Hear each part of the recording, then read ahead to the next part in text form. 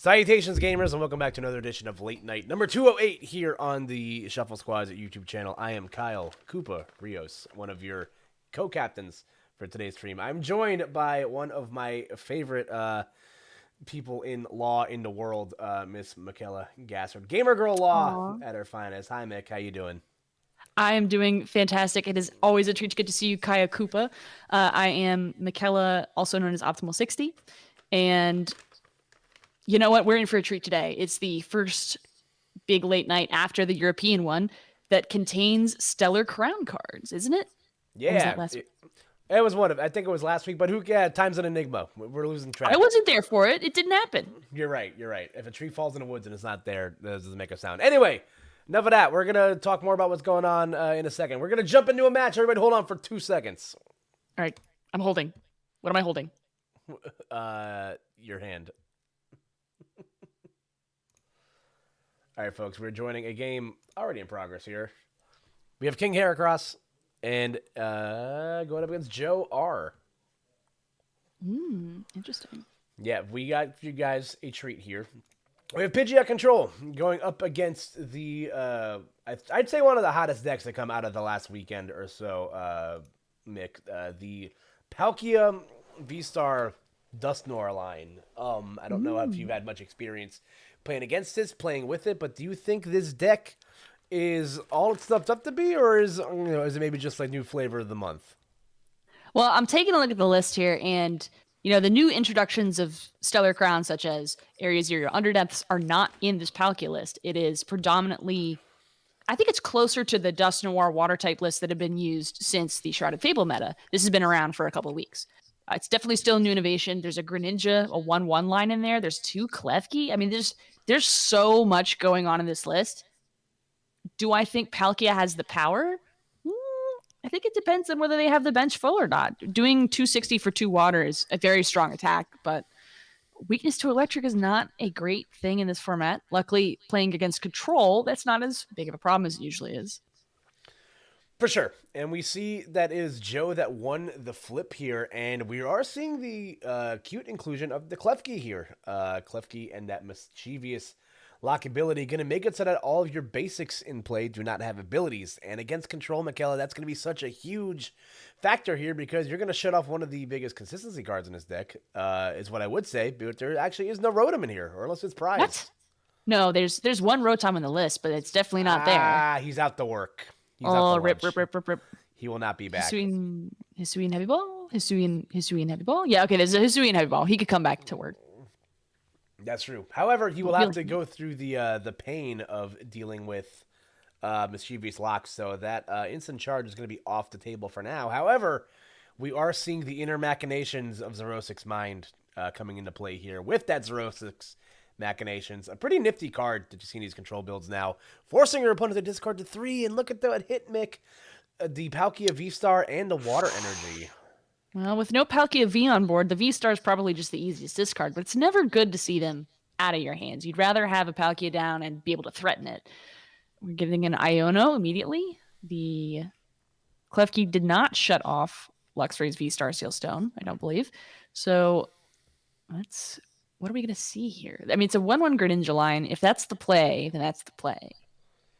But is that the play? This is a tough scenario to be in right now, not knowing what's in the other person's hand.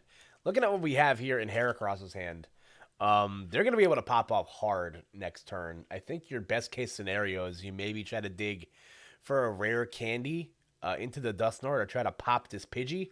Obviously Pidgey is the straw that serves the drink in these control builds. We're seeing the Ultra Ball hit the deck here.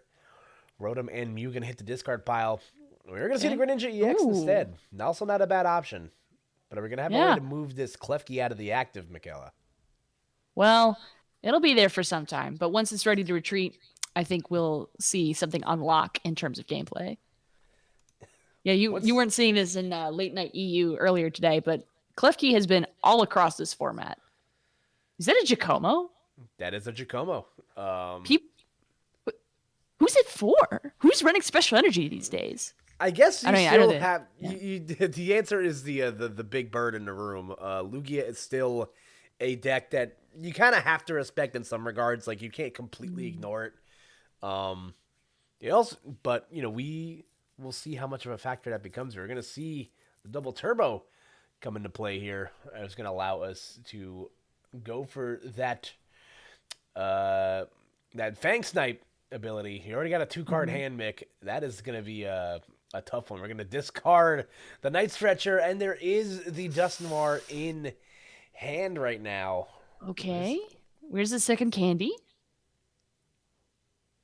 oh no, I mean, you were talking about goodness, what was that card earlier? Zerosic. Lugia. You were talking about Oh yeah, we could talk Lugia. about Xerosix also. But Lugia has had a statistically high number of wins these last two events today. Lugia in the meta share is sitting at a 54% win rate, one of the highest of all the largely played decks. It's unusual. Lugia's been in a bit of a slump lately. So is Lugia back? Question mark? I think considering how things like shook up at in Baltimore, Kieran Farah finishing in second place with Lugia, Mhm. I think that kind of opened everybody's eyes to that this deck still is very powerful. I think in a big basics Mhm. era where the good number to hit is like 200 to 220, an easy number for Lugia to hit if it shows up to work. So I think you still have to, until that card rotates out, you still have to respect the power level of that deck. Obviously its biggest problem is itself.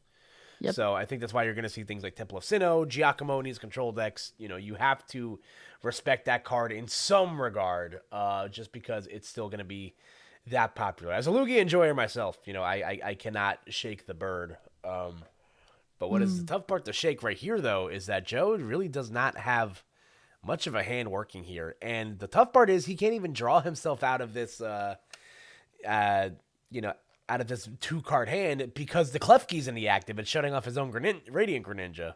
So Hmm. we're kind of in this Now there weird, like, was standstill. this is interesting play. Earthen Vessel means the only card left in their hand is a water energy. There's an interesting play of choosing to attach to the Greninja instead of attach to the Klefki. The Klefki could have discarded the Sealstone. Like that Sealstone had not been used yet, and that would have permitted a retreat. But instead, they went for the Greninja. Now, is there a double turbo in here? Because if the double turbo's in there, then nope, there's no double turbo. No, it looks like we're only. So they're gonna need Palkia to finish those attachments off because Palkia's V Star ability doesn't attach to water type or doesn't attach to non-water types. So we have to 2 manual attachments to make this happen. Ooh, but here we go. The sneaky play here. Oh, getting rid of the rare candy. Ooh, I don't like to see it. How many rare? There's 4 rare candy, so they should be able to claw their way back. But getting Devoed, that's rough. Hey, you know what? That may have just opened up the Palkia V Star play. Not that that's in hand or capable at the moment. All right, we're going to see quick search here. Search your deck for Yeah. 1 card and put it into your hand. Looks like we're going to grab the Pal Pad. Most likely to recycle some of these disruptive Mm-hmm. supporter cards. It was a very quick grab on that Pal Pad. This player knows what they're doing. Yeah, for sure. You can kind of see the board state is very optimal in favor of Heracross right now. Obviously, the Luxray is going to keep doing chip damage, keep the hand size low. You have the Genesect with the tool attached, so that Ace. I forgot what that Ace specs are ability is. off. You're Ace right. specs are off. Yes. Yep. Except for the Hero's Cape that's already attached. You know, that Yeah. one. We get to keep that one as a treat. Yeah. Can you imagine if it turned it off? Like you had just put down the Genesect, thinking you had this whole game plan, and all of a sudden you knock out your own Pidgeot. That'd be terrible. Luckily, the card doesn't do that. Ace Nullifier, that is the name of the actual attack. So The attack, you say? the ability. My bad. Its attack. The is called ability, Magnetic you Blast. say? I don't know what Yeah. I say anymore, truthfully. So Don't worry, I've already said words wrong like 5 times already. We're having a good day, we're having a great time so far. and it will only get better. Now we're looking at a board where there's been a lot of Fang Snipes, but not a lot of major attacks. Are we going to see any attachment to the Klefki whatsoever? Also, quick correction on our side: Ace Nullifier only blocks your opponent's Ace spec, so it does not block your own. So See, I was wrong too. good to know. I mean, I've seen this card played like 3 times, so I was you had me fooled for a second. And here Yeah, we I was just go. so confident. Ooh, Terapagos. Are we going to fill that bench? Are we going to do 70 damage? We're gonna knock out that Interesting. Klefki. The keys have been lost. Whew. That's what happens every time I try to leave the house in the morning. Where are my keys? Oh, I gotta Yeah. check the lost zone. Nah, man, now I can't get them back, and now I'm gonna be late. Darn it. Tough I guess I'm situation. walking to work. I guess I'm taking a sick day. Mm. All right. Well, things are not looking great right now for Joe McKellar. You can see from the hand that we have here and the board state that we're playing with. King Heracross is really in control of the game right now. You Absolutely. see Joe are getting okay. We got a couple of dust goes down. We're gonna hit the Iono. We're gonna see a fresh hand of 6 and see if maybe we can find the break we need. But that hand coming up for Heracross also not that bad either. That's true. Heracross will be able to use the Defiance Vest at a counter catcher, but those aren't really problems. They will come around eventually. Okay, Ultra Ball. I guess we're gonna get the Palkia V-Star? Win? Nope, it's Greninja time. And then the Greninja all over the bench. There's the rare candy. There's the Greninja. Okay, Dusclops doing a self-knockout most likely to retreat. And we will see, I think that's a KO. 50 plus 170. If we're going for the Terapagos, For the yes, Terapagos, that's KO. Yeah. yeah, because Terapagos is weak to fighting, so. Oh, you're right. I didn't even think of that. Yeah, that's something that I feel like Greninja is technology that I feel like is still very underexplored for that purpose. Mm-hmm. Fighting is a pretty terrible type that we weak to in most instances in the TCG, and I think Greninja has potential to really slide into a lot of decks now because of how popular Terapagos is going to be. So. Are there any good basic fighting types that are really techable right now? I mean, there's Minior, but that's not going to one-hit KO. The only one that comes to mind is like this single prize Okidogi, but like that card's kind of a pain to set up because you have to have a darkness and a fighting energy attached to it, and like it feels a little clunky. I don't. No, I guess the Conkeldurr if you feel like playing that deck, but that also feels like a pile to get set up. I'm a cloth enjoyer, it's fun. So you're a cloth enjoyer. I understand. I too prefer my cloths, but Pidgeot promote here and quick search. What are your control conditions now that Greninja's back? You've used the Devo TM, so you could Roseanne's it back into the deck, but you've already used your quick search. Yeah, I guess we're going to see the Ogre Pond come out here, and we're going to see the boss. Okay, we do have the boss. So it looks like we're boss stall. Yep. Yep, the plan here is we're just going to boss up something in the active. We're going to stick the vest on the Wellspring Mask Ogre Pond, and we're going to Saw Block. Mick, we now find ourselves in a situation where Joe has 9 cards left in deck, 5-card hand, and a Greninja that is stuck. Wellspring Ogre Pond, more like well-fashioned sense Ogre Pond. That was a better joke in my head. Oh, the Defiance Vest, yes. Putting it up to 250 is very nice. Yeah, it's a good number to be. But here we go. We're going to get rid of the old bear there, and then we're going to get rid of the Hero's Cape on the Pidgey. Okay, interesting. Oh, that was the Palkia players. Oops. Just sitting here going, what are you doing? You get rid of your own Hero's Cape? Is this some sort of Giga Brain play I don't know about? And in fact, it was, just from the other side. Ooh, that Iono is disgusting. Luckily, we have Pidgeot for that. Ta-da. That is true, but do we have a means to get this? Okay, no, we have a switch card. Yep, I got a switch. Okay, Palkia, show me what you got. And Defiance Vest is not online yet because we are on even prize cards. Defiance Vest only kicks in if you're at a deficit. So for the time being, this Ogre Pond still has 210 HP. We're going to hit that star portal, accelerate up to 3 water energies from your discard, and attach them to your water Pokemon any way you like. We're going to see 1 on the Palkia, 2 to the Greninja. So you give yourself some options in being able to power that up with 1 more energy. That deck count is a little low. There's only 3 cards left in deck. Now, granted, you could use Earthen Vessel. You could use... I don't see a Super Rod. Ooh. Ooh, Ooh, okay. that's ooh. We're gonna need an Iono, and we're gonna need Iono to do work with an E if we're gonna see more than 3 turns left of this game. No, but instead it looks like we're going to use the penny to pick back up that damaged Ogerpon, and we're going to see the Mimikyus Double come into play. Mimikyu. One with a necklace and one with a vest. I don't know if I like the vest attachment there because you're not getting immunity from the Greninja. Maybe it's there in case of a Dust Noir play because Dust Noir takes a knockout and then all of a sudden Defiance Band is live. So that could be good. That is true. Yeah. And also looking at the energy dispersed on the board right now, there's only 7 energies in his deck. This looks very similar to the list that got to Grafton Roll's list that got 9th in Baltimore. So there's only playing 7 energies, and unfortunately that that subspace well going to be blocked by Mimikyu's ability. Okay, here's Airy. Oh yeah, that's. Oh, no! Oh, the Oh, humanity. that feels that was the. Oh, that was atrocious. Now that's what I think that's call scoop. That's scoop territory. There's no way you're winning this game in 1 turn.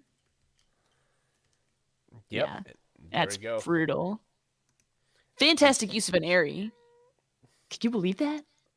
Yeah, no, that was a really good time to tap that card. I feel like Airy is one of those. It's one of those cards where it is very powerful, but you have to find the right instance to use it. And even at its worst, like even if you miss the Airy, it's good hand information.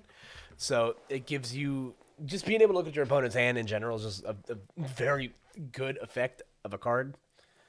So I think even at worst, that card is like, okay, you get some free information as to what is the name of this deck. Oh my god! I looked at it and I. Good night, everybody. Welcome to Late Night, ladies and gentlemen. Here in this establishment, we are purveying only the finest of family-friendly entertainment. Absolutely. But yeah, I think Airy is an effective card. In most instances, again, at its worst, it's hand information. At its best, you smite 2 rare candies when your opponent has a 3-card deck. So, I'm taking a look at chat. Chat has only the funniest things to say. Good work. And someone calling us out on not reading Genesect. Smart. Glad you're here. Thank you, Ryan. We appreciate it. Reading is hard. Yeah, who reads? That's crazy. Do you read All your right, we're on to cards? game 2. What's a card? All right, you got it. I think it's a square thing. Well, I managed to say the word, so I'm getting somewhere. Baby great. steps. Baby steps. Okay, we're going to get a mulligan here. Lots of gold in that mulligan. Cha-ching. Oh, here's 2 options.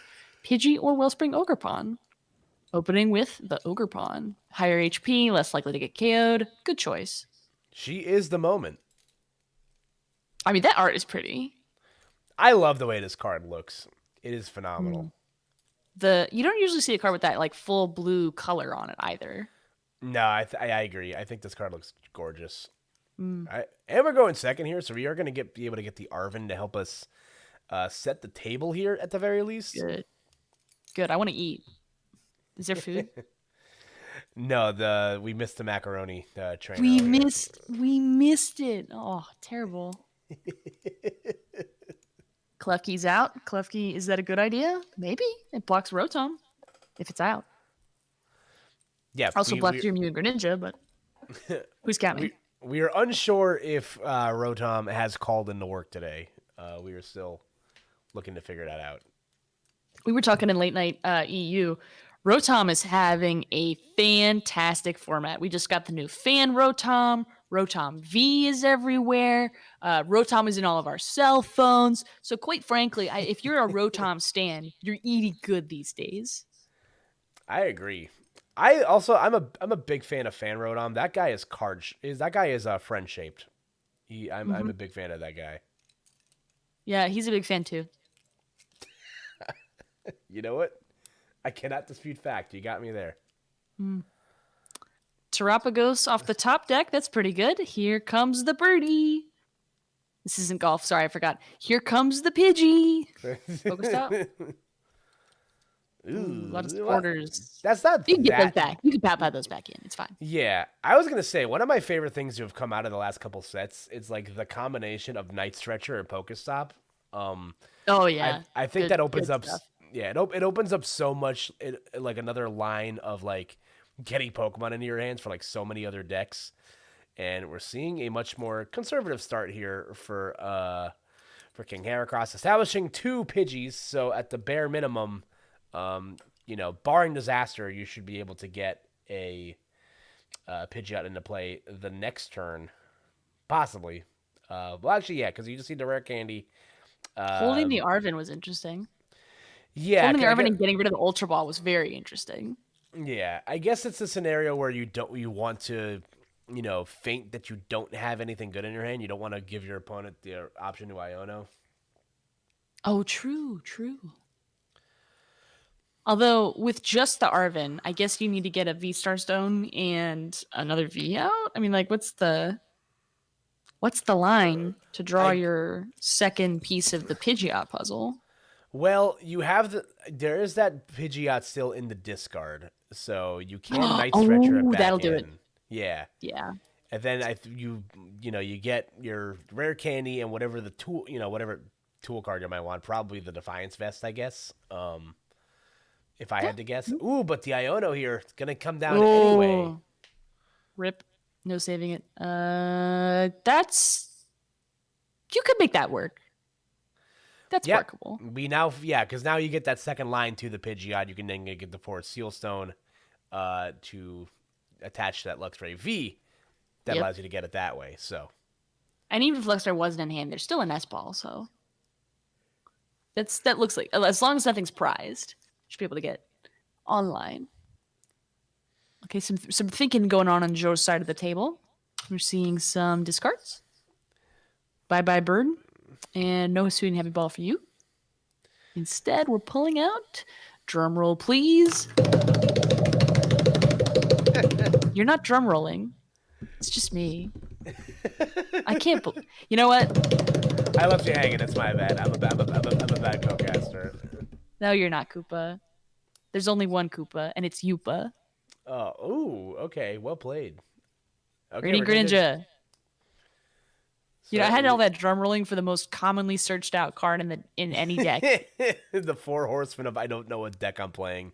Oh, do we have enough energy for the Greninja play? Oh, wait a minute. Oh, did we cook? Yeah, I think there's. Oh, Yep, yeah, that's cooking. That's cooking. That just might be. I don't want to say that's game just yet, but No, you could come back from that. you definitely could. You definitely can. But will you? Toss up. That's unfortunate. Greninja's a little hater. Yes, he is. He said no fun for you guys today. Your searches are going to take a long time. And there's only 2 copies of Pidgey in the deck, so. Is there a way to get him back? We do. I guess Night Stretcher. Yeah, I guess we have the Night Stretcher. I don't believe there is a Super Rod of any variety in this deck. So. Ooh. I don't like discarding the double turbo there, but it's not your choice. Rare candy. What are you gonna rare candy? I guess you're gonna just insta charge. Oh, Thornton. Don't mind me. Do not mind me. Oh, you know what? That makes a lot Thornton, of sense. Rare candy, carry on. Yep. See, Thornton's one of those things I forgot about because that's a card that I feel like is so situational. You never see that card when you want to see it. Yeah. It feels like you kind of have to be established already. It says like, okay, and then I'll go for the Thornton play here. It's a card I enjoy. I like it a lot. I like the concept behind it. It's just trying to execute it sometimes feels a little difficult to say the least. But yeah.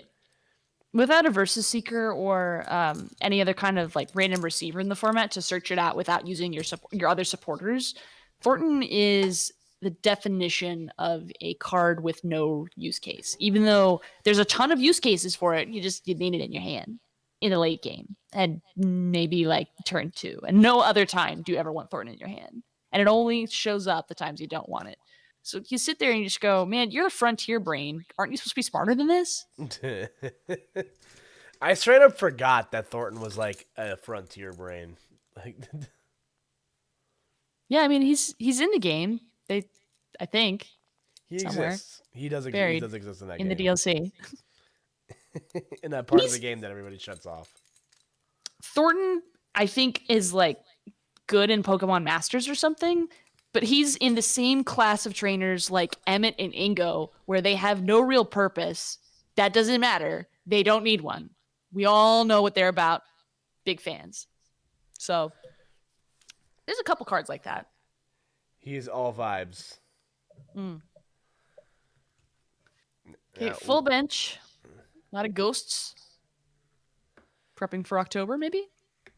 It is spooky season, so we are indeed. That's true. This is a interesting scenario to be in here. Okay, we're just gonna. Pass with Palkia active. That's interesting. Well, that leads me to believe that you don't have the other water energy in hand to attack here, because we did already burn the star portal. We're gonna grab the. I'm interested in why they retreated same turn if they knew they were gonna pass. Right? Like, is there a strategy? I'm trying to think of what the strategy behind that is. It could be one of those things where you're promoting something that you know can swing here, but you have the counter counters online anyway. So now we're just going to force this Greninja back into the front lines, and we're going to keep drawing. We do have the Pidgeot in hand. But can we find that rare candy we're looking for, Mick? Well, it is rare. So there's only 4 of them, which is the maximum amount that there could be. What flavor do you think the rare candy is? So I have a coherent answer. We just drew the rare candy, so I feel like now's the time to say the coherent answer. The problem is it's sitting in the very back of my brain cells. So I have to move some boxes out of the way before I go find it. But I mean, we now know what it looks like at least. We've seen the Pokemon Go set art where it's like this little rainbow, like stepping stone ziggurat kind of pattern. I think it tastes like blueberries. It's in blue wrapping paper. It could be like a variant of blue raspberry where it's not blue. That would just be raspberry. It's like whatever that like blue flavor slushy is. Like, yeah. Like you've never ambiguous. Yeah, you've never seen a blue raspberry a day in your life, but like they'll sell it to me. I believe you. Mm-hmm. I want to eat a blue raspberry more than I want to eat a regular raspberry. The blueness makes it taste better. Right, that being said, gosh. I don't think you're gonna be able to get rid of all the rare candies. I think you'll only be able to get one of the 3 in your hand. Ultra Ball will get rid of the others. Yeah, that's it. It's tough to know, obviously, when you know what to go for in those situations. I think the 0-6 Machination would have been nuts in a situation like that, but alas, not the case here. We're gonna see this Luxray hit the front lines here. So we know that there's a couple of rare candies in hand. We do see an Ultra Ball there as well. So potentially there's a scenario here where Joe can can get the Dusknoir and pop the Dusclops at the same time. To knock out that lone Pidgey. And also do some big damage to the active here. So, oh no, we're just gonna pass. Okay, we're just gonna pass. All right. I'm sitting there waiting for them to make their next action. Just like there's a lot of hesitation from Joe. What's on that? Okay, there's the bird. We missed him. Quick search. His car broke down, but he showed up for work. Okay, can we talk about how quick that quick search was? Like just the like shuffling through their deck immediately. Wow. It was indeed quick. That stadium. World's collapsing. I guess you get rid of Klefki. Yep. Yeah, Klefki's served its purpose at this point. We're not gonna go for the Fang Snipe, and we're gonna get rid of that rare candy again. Yeah. There will be no candies in this house. Vulpix is not Vulpix. Luxray is eating all the candy. Yeah, he's gonna have a tummy ache. Well, he's gonna grow at least 2 levels.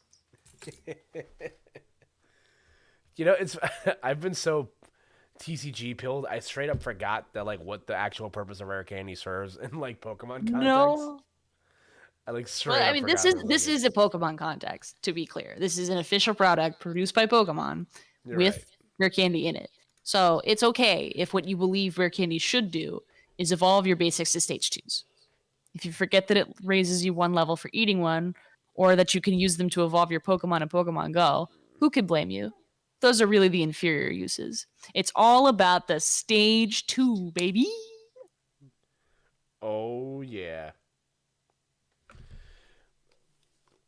What's your Well, optimal rare candy art? What is the best one?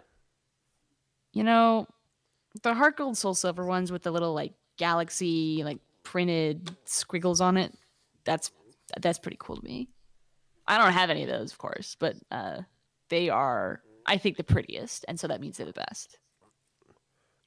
But Good I'm answer. happy with just 4 matching ones. Like if they look different, I get a little weirded out. Like if they look the same, beautiful, carry on. Oh man, I think we've all been there at some point where our deck builds are so scuffed and spread apart that we that, like we have to use like 3 different arts for like Ultra Ball or something. Oh, and it just really grinds your gears when the last one just isn't the same aesthetic. Like especially when you have to cross the borders. Like some of them are silver, some of them are gold. You're just like, can we move them? Can they scoot over? Yeah. Nope. You're gonna just get what you get. Speaking of that, we're gonna see the Prime Catcher come into play here. We're gonna see Palkia V Okay, Star come once again to the forefront. Maybe a okay, smaller. Palkia's time to shine, I guess, until the Mimikyu shows up. I think yeah, Ooh, we're gonna get a yeah, one-hit KO on the bird yeah. We're gonna if you pop. can, Philly wrench a little. Well, let's see. That does Genesect, 130, so you're at 150. You're I doing think it's 160 right now. With another one, it's 170. Minus 40 is 140. Oh, that'll be 10 short. oof. Oh, Day late and a dollar short. big Unfortunate. oof, big oof, big oof. Blood Moon Ursaluna? No Blood. Oh, I don't like that being on the bench. That's such an expensive attacker with only one prize taken. Ooh, ooh. Yeah, that's a tough spot to be in. 5 cards in deck. Ooh, Joe, what are you doing, man?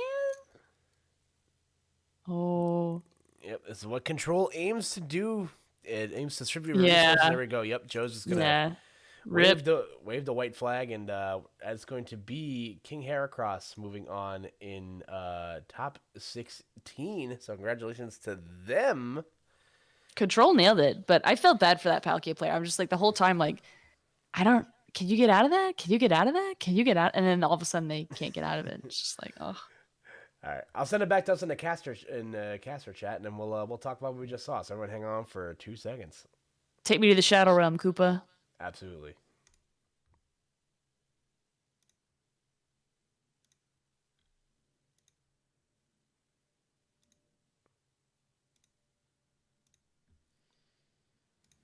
All right, gamers, we're back with our beautiful faces. Excellent stuff right there from King Heracross. Again, Control was one of those things where people, I think, going into Baltimore, were a little, swayed on Control. Obviously, there were some real dedicated people to the archetype. There was also a lot of the cornerstone version of Control where you're just walling with different abilities. And we didn't really see that this time because, I mean, Mimikyu's around, but is it quite the same as decking your opponent out because you spent the entirety of the front game discarding their entire rare candy selection? Toss ups.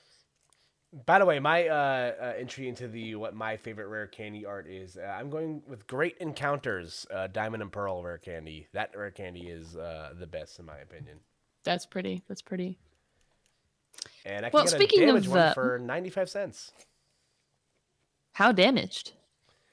That's a great question. Like, are we talking like Joker from the Joker movie, or are we talking like one like tick on the corner? That's a good question. I might just buy this for 95 cents for the curiosity and see how damage is actually is.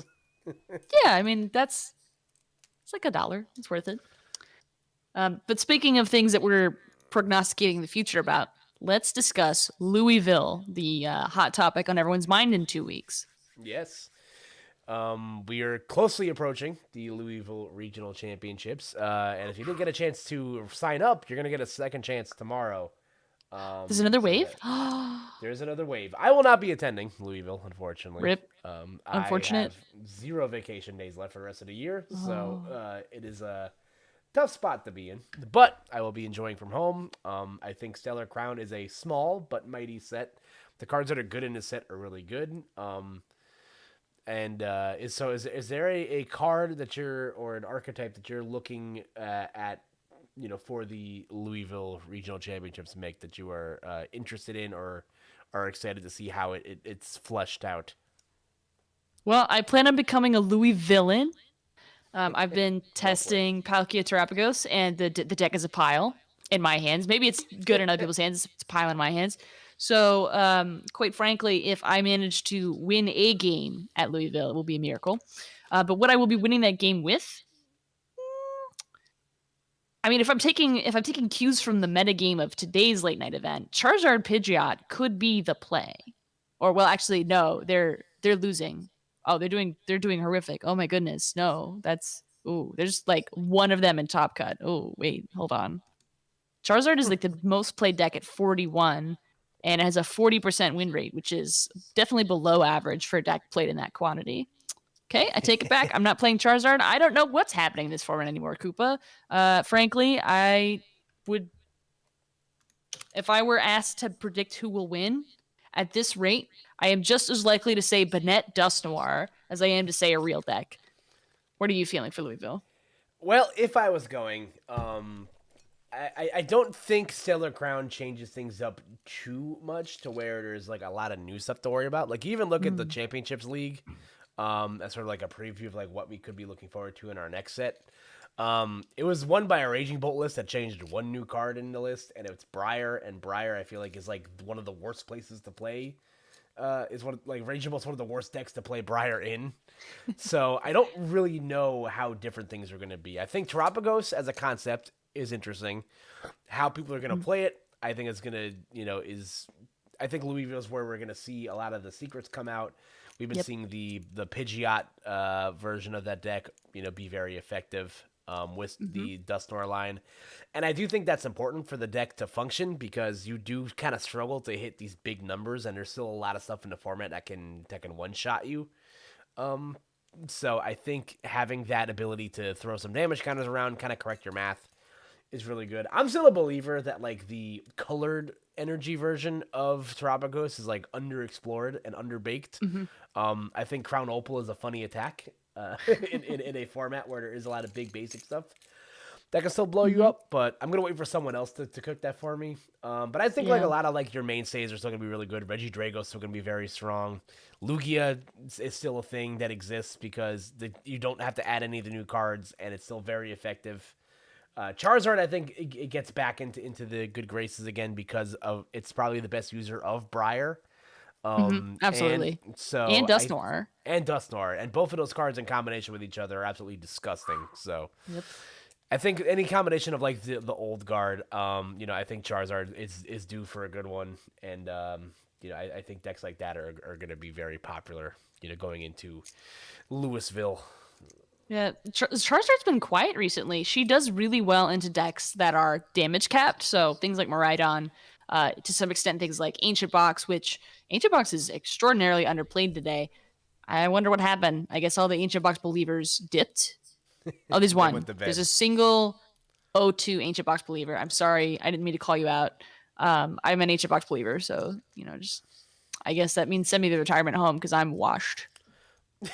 Send I me meant to to the say send me to laundromat. the laundromat because I'm washed. Oh, it's over for me, man. I It's can't. I it's s- Joe. It's it's Joe it's Verpon. it's concluded. Like there's just nothing left in the tank. We just started. You're doing We great, just, Mick. You're I'm waiting doing for that great. second wind to kick in. That second wind has to kick in any day now. We'll get you. We gotta get you some popcorn. But while we talk about the second wind, let's talk about the top 16 we got here today. We We have should. We should. so we're gonna start up top. I think there's a game still going on. I believe that is Charizard Pidgeot. Let's Yep. take a peek in there and see how we're doing progress wise over there. Because I think this Ooh, game is. Charizard versus Dragapult. I'm into it. All right, so let's take a peek over there. Hang tight, guys. Right. We'll be back in a sec. Send us in.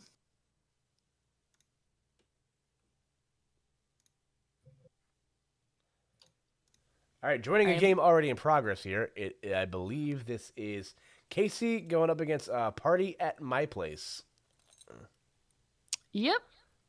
And ooh, look at this board state. We've got a Dragapult active and attacking. We've got a Terra Crystal on the bench with this Dracloak as soon as it evolves. It looks like that might be next turn, considering the hand. And a I'm looking at the prize count. That's not good. Yeah, this is scary stuff we got here. We're gonna hit the nest ball here. Okay, that'll be KO on the Pidgeot. Painful Spoons will put 2 extra onto the bird, but it won't do the full KO onto the Charizard, which that I don't think that backfires because that does put them 2 more prizes down, and so another 60 damage up. I don't see that one-shotting with any kind of modifiers. No, yeah, I You're think still good. we talked about cards that can utilize Briar very well. I was gonna say Dragon Ball is one of those cards that also could, if it chose to do so. Casey is opting not to use Ooh. Briar. There's an interesting world here where you put 20 damage on something else and then use Alakazam later. But I think you have to take the 60 here. Crispin? Crispin, that's a new card. It's Crispy. Yeah, Crispin is an interesting card. It reads you have to search your deck for up to two basic energies of different types. You put one in your hand and attach the other to your Pokemon. So some light energy acceleration, not bad for the mid game. In a deck like Dragapult, especially that has these awkward energy costs, so you'll probably see this in a one of decks like that play these double energy, weird energy counts that you can't necessarily search out easily. We have Earthen Vessel at home. Earthen Vessel at home. It's Here's Crispy. Thornton. Thornton is doing the work. Oh, concede. Oh, yep. With the Dusclops plus 50, that'll take the HP from 320 to 270, which is right smack in the numbers to be dealing with 3 prizes down. Yep. Thornton out of left field, adding the modifier necessary to take the 1-hit KO. And I forgot that they made it a 4th prize just for fun. That's cute. That's in no way toxic for the format. No, it's a card, all right. And there we go. That is going to be game, set, and match. Look at that drip, though. Look at that hoodie. That is good drip. I'm a That's fan good of that. drip. All right, so Party at My Place ends up taking it over Casey, and that is going to pair them against King Heracross. So I think we might actually get to see that kick off soon. So let's We've go rigged back to, the stream. We have rigged the stream. Let's go back to us for a second, and then we'll see what we got coming up next. So hang tight, guys. Yes, sir.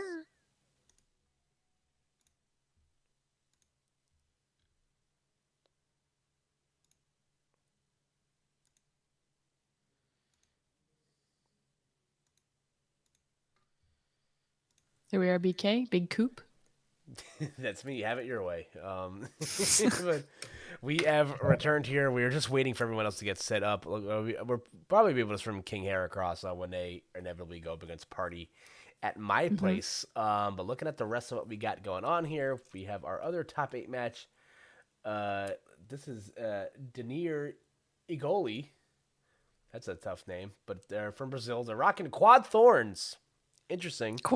Quad Thorns was in the late night Europe as well. Is this the resurgence of the big thorns? I personally hope not. That gives me nightmares. This is great for everyone who hates Lugia. Listen, let me tell you what happened to me in Baltimore, Michaela. I was there. I was 2-0 with my little Lugia deck, having a great time. And round 3, what do I hit? One of the 43 people playing Iron Thorns in the room. That's 43 people, man. You should have prepared for that. You know what? It's my fault for cutting a Flutterman the night before. I'm an idiot. Oh, no. Never mind. I take it back. You were doing the right thing. It's not your fault. You know what it was? Like, my logic of thinking was, like, this matchup sucks anyway, even if I have the Fluttermane in here. So it's like, I might as well just get, cut my losses. And, of course, Of course, I was able to attack for 180 and do an Iron Thorns, the lone one on the bench, and of course, my opponent top decks the Arven up the next turn. I'm just like, yeah, sure, whatever. I'll just go die. It's fine. Like, it's top deck the Arven? That's disgusting. Yeah, and he even said it to me too. He's like, "Yeah, man, like, I had nothing, but like I top decked an arbor." I was like, "Yeah, man, whatever. Like I'm gonna go first again." So like, like I was so Aw. checked out. I was just like, "This matchup stinks. I'm not having fun." Aw. But alas, such is Yeah, I life. can't play Lugia anymore because of that. I'm just like, oh. I will keep playing Lugia because I'm a stubborn man, and I hate myself. But Well, I hope you you know, don't. I hope you come to love and enjoy yourself and respect yourself and stop playing Lugia and instead play real. I can't. I'm sorry. I'm being a hater again. you know that song? Oh, what was it? My Simple Plan, "Addicted to You." I'm addicted to mid. That's my problem. So Oh. Ooh. nah, Well, Lugia's sick. you got to get addicted to OU. Oh, that's hold on. That's the video game. That's the Yeah. video game. All right. Anyway, so we got Iron Thorns are going to visit Aiden Koos. Aiden is rocking the Terapagos Dustnor deck that we've been seeing in big numbers. Plays a couple of Knockdown as well as the old Pheasant Skibbity, Fan Rotom, all the guys. I heard that. I heard what you said there. And I'm just keeping it on your toes. I gotta stay hip with the kids. You know what I'm saying? So, Keeping the real terminology. and then we already have a top four set on one side. It's gonna be All Out Blitzel, Late Night, and Control Specialists going up against Iori 127, Okay, rocking and the that is Reggie Draco. Draco's not gone. Is there anything no. new? Okay, this Ah, is no. oh, no. I don't see anything in the list. It is a classic list, except compared to previous Reggie Draco iterations, there's a Jamming Tower and a Temple of Sinnoh. But that's been popping out recently, so not a Yeah. huge surprise. All right, looks like King Heracross has started your stream. You want to go watch some Control, Mick? I am very interested to watch some Control. Let's head on over. See you guys in a bit.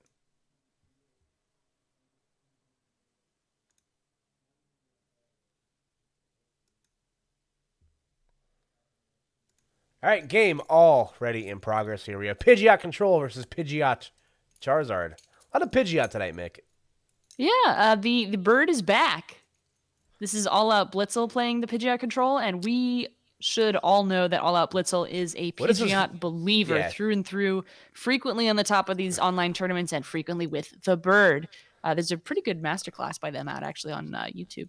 But speaking of masterclass, you should check out the Shuffle Squads content if you want to learn how to play some of these decks. I think there's some good teaching tools in here. So if you're tired of watching us on stream, you can always go back to the good old Shuffle Squad content that I believe Koopa sometimes puts out. Is that true, Koopa? Yep. I'm primarily a late night guy, but I'll pop in every now and then on the meta forecasts and give my input where needed. And I'm on here. I'm in the streets sometimes. But Good. yeah, we have party at my place going up against King Heracross here. The winner of this will have to play against either Aiden or the Quad Thorns deck. So we shall see how it goes here.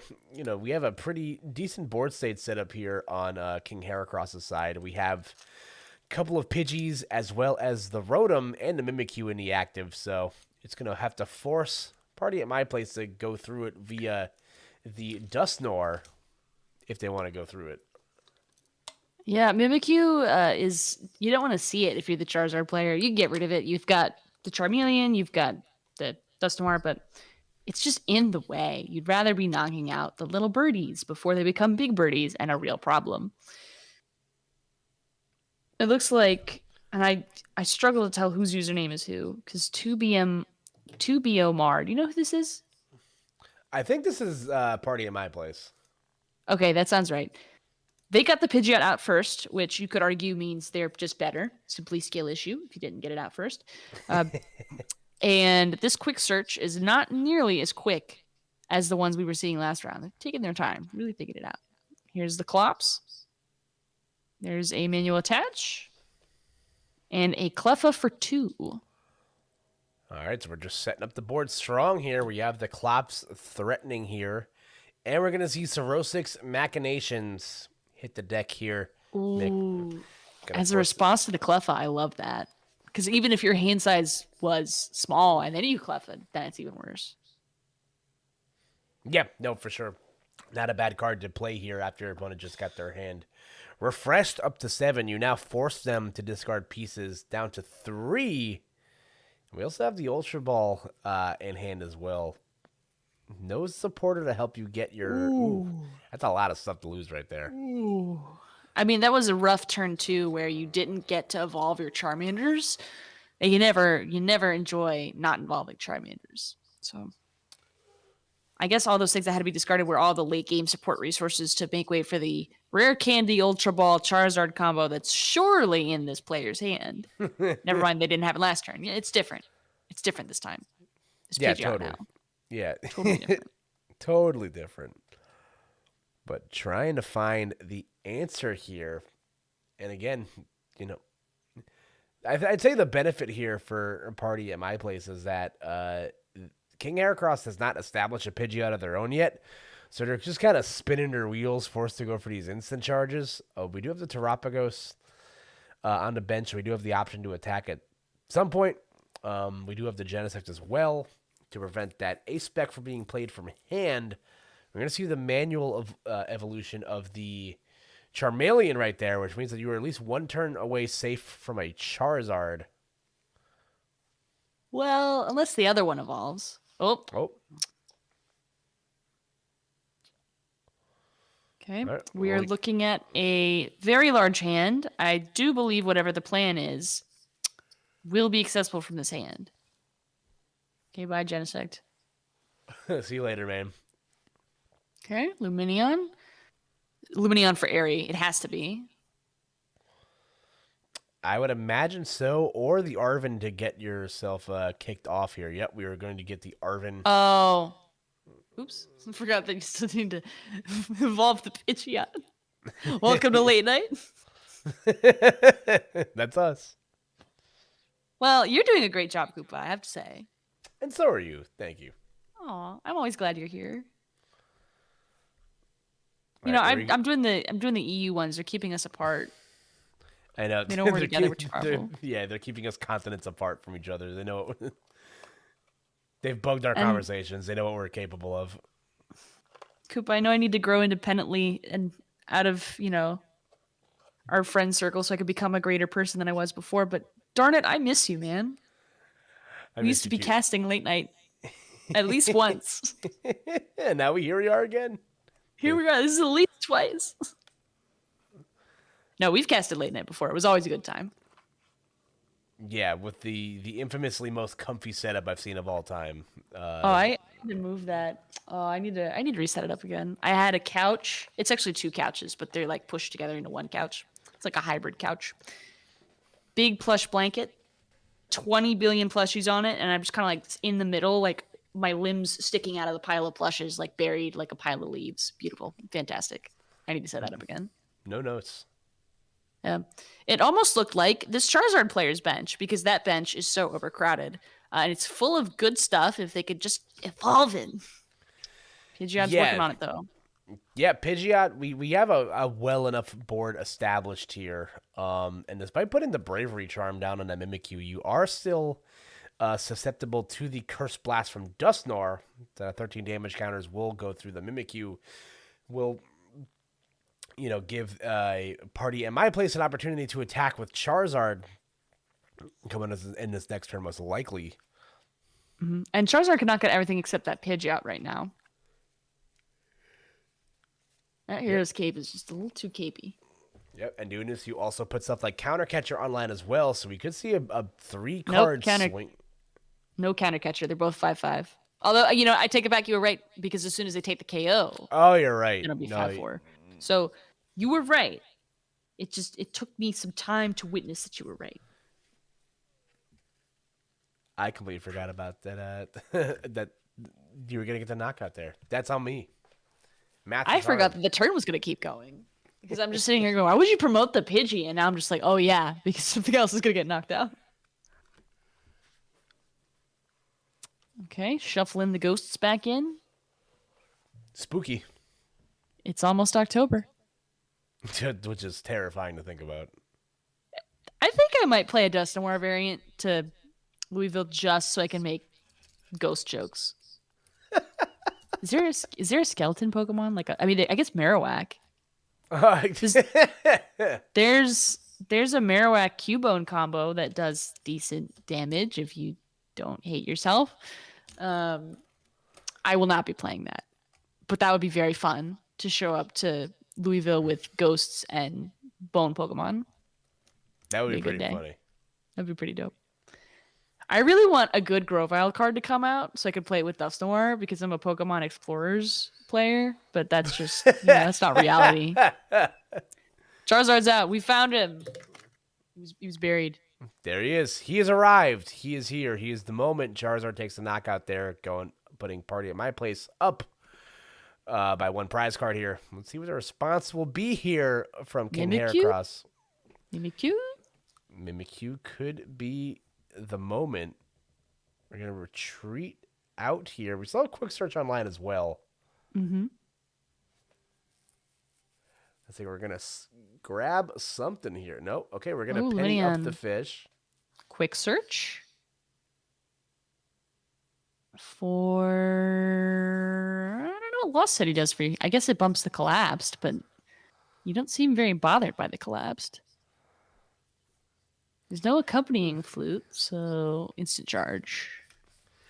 Yeah, I guess it's just to give you some flexibility. You're bumping a stadium. I don't know how many stadiums Charizard probably plays, so let me look at what this list is actually playing here.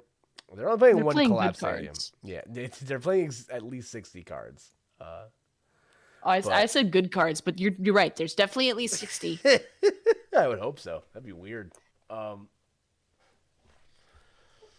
Yeah, so there's only one collapse stadium in the deck, so this Lost City is going to stay, barring and there isn't a Lost Vacuum in the deck either, so. Okay, so barring any settled replacement. Oh, there's the Mimikyu Repellent. That's live. The Noir. Is that the Noir? Dusk Noir. That's such a good name for Pokemon. It really like is. Gardevoir, Dusk Noir. It's just like, yeah. They really ate with that one, as the kids say nowadays. Technically, it's called the Gripper Pokemon, which makes no sense. Oh, I hate that. I do not like that. Well, Charizard is just the Charizard Pokemon to me, so I mean, you can have that one. That's free. The Charizard Pokemon. Well, what is it? What is it actually? Is it like the dragon or like the lizard or like the? Because they used to make those taglines like a whole thing, and then they sort of stopped making them a whole thing. You know what I mean? Like you'd watch watch an episode of the show, and it would tell you like the Pokedex entry, Charizard, the blank Pokemon, and like that was the intro. He is the flame Pokemon canonically. Now they just have the Charizard walk up, and they're like, "It's Charizard." Also, someone in You're the right. chat brings up a good point. The Lost City actually prevents Dusknoir spamming because that will send Dusknoir to the Lost Zone when it explodes. Oh, that's genius. I did not even think about that factor of the matchup here. You know, that I think the importance of these Dusknoir matchups is to what's it called? Is to like recycle these Dusknoirs so that way you can keep popping them. With within reason. Obviously, you don't want to blow yourself up and give your opponent the game, but You got to get those Mimikyus out. Yeah, being able to recycle those Pokemon is essential to the game plan, and taking that equation out of it with Lost City is huge. Yeah. Now, if you can't, swapping out the Charmander. That's bold and brash. Quick search. There's a Clops. 2 good Dusknoir plays would close this out. Oh, we're just swinging into the Mimikyu and moving on. Misfortune Sisters, but we're going to see Penny instead. I think this is the recognition that this is not going to be an easy one for Mimikyu stands. So Mimikyu gets pennied and replaced. Yeah. That's Searching for the double turbo. What's that about? Ooh, TM Devo? I guess that's TM the play Devo? here. That explains the penny because the Bravery Charm was preventing it. Does Clops to hand. Dusknoir to hand and Pidgey. Oh. And Charwool. Oh, no, no, no. That's now the good news is the Charmeleon will be able to take the KO. So you put down the Dusclops, you take the KO, and the next turn you evolve to Dusknoir and you win. So this needs to be coupled with an Iono to make it work. Yep. Let's see if we can get there. We're gonna grab the rare candy and the Defiance Band, or we're just gonna immediately pop the rare candy for the Pidgeot. Thinning out that Defiance Band, it has no other purpose, quite frankly. Oh, okay. Ooh, that's interesting. Is there like a Silene? Is it going to be used? Noir the Pidge Boss KO. Party at my place. What are you doing? I'm sure it's smart. They've made it all the way to Top Cut. It's just Briar? Yeah. I'm unsure of what the line is here. There's clearly a line. They're clearly approaching it. Have they gone over? Let's see. Yeah, they opted not. Like you said, they could have easily taken a knockout with Charmeleon and then, popped the Dusknoir the next turn to get to win the game. But getting Iono'd is real. Yeah, this might have just been I'm trying to figure out what the logic behind that was, because you can't hit into this Mimikyu. And maybe the thought is you boss the Pidgeot and you 2-hit KO it. Yeah, I guess it's not. It's so tough.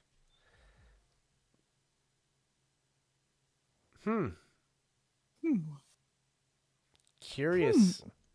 Ooh, right counter catcher. It's gonna go for the Clops. You can already tell. I mean, unless they go for the Duskull. I guess if they're out of rare candy, Thornton is. I think Thornton was played, so. I believe yes, Thornton was played. Yeah. Roseanne's backup. That card has seen so little play, even though Legacy Energy is a thing. Can't believe it. Yeah, Roseanne's another one of those cards. It's just like I feel like, it's a supporter, so it's like you can only use it once per turn, and you never really find that card when you need to find it. It's always like, okay, I kind of just have this in my hand a little too early.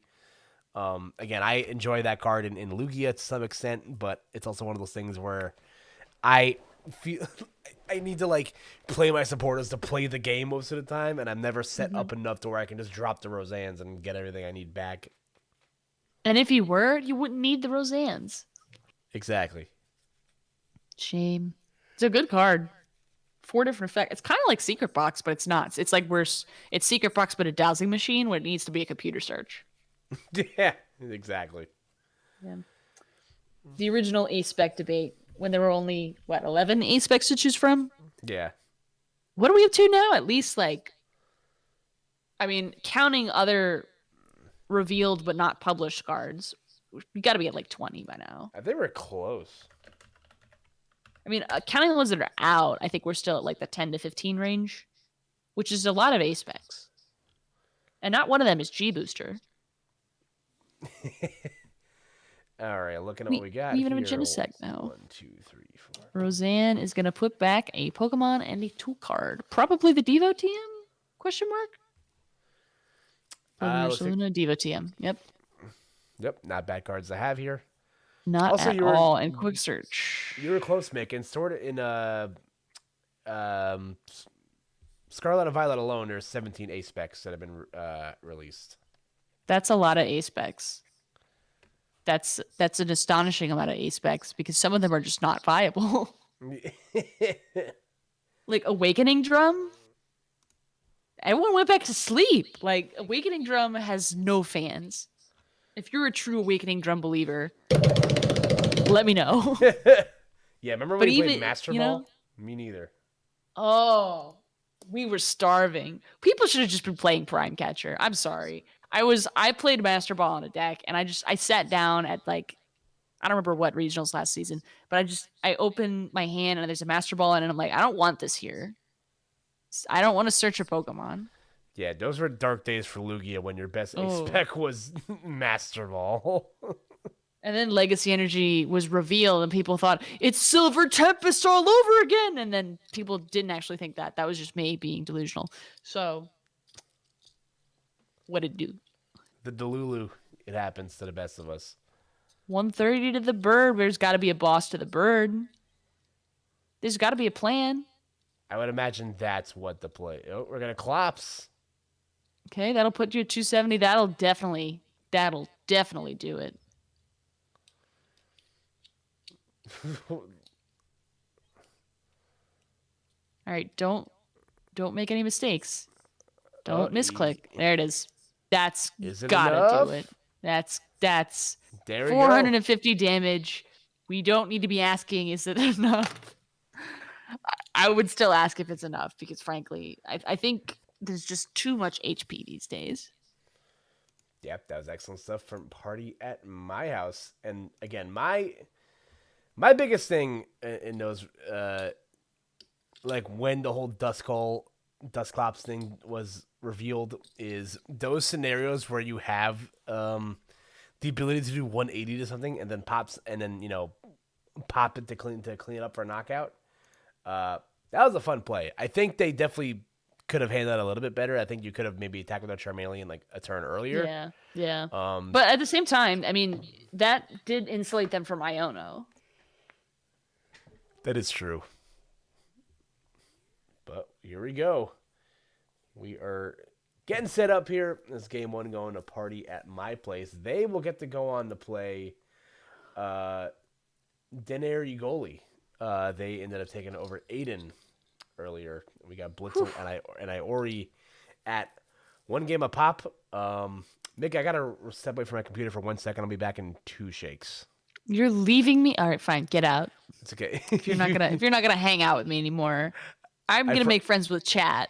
I promise. Chat I is will gonna be my new best friend. Right back. You will? Really? I will. Pinky promise. Okay. I'm so excited for that, Koopa. Okay. Right. Bye. Koopa left. I'm lonely. I need a friend. Koopa was my friend, and now Koopa's departed. All right, let's look at this board state. We've been having too much fun over here. Ultra Ball coming down for our Pidgeot player, discarding Thornton Counter Catcher for a Luminion V. Luminion is going to grab a supporter. There's some prize checking going on to figure out what supporter that's going to be.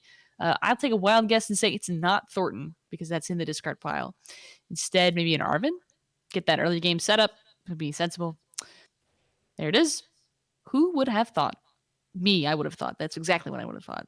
And Arvin in the hand, Arvin down, rare candy, Force Steel Stone. We've been here before. This is familiar territory, but there's no.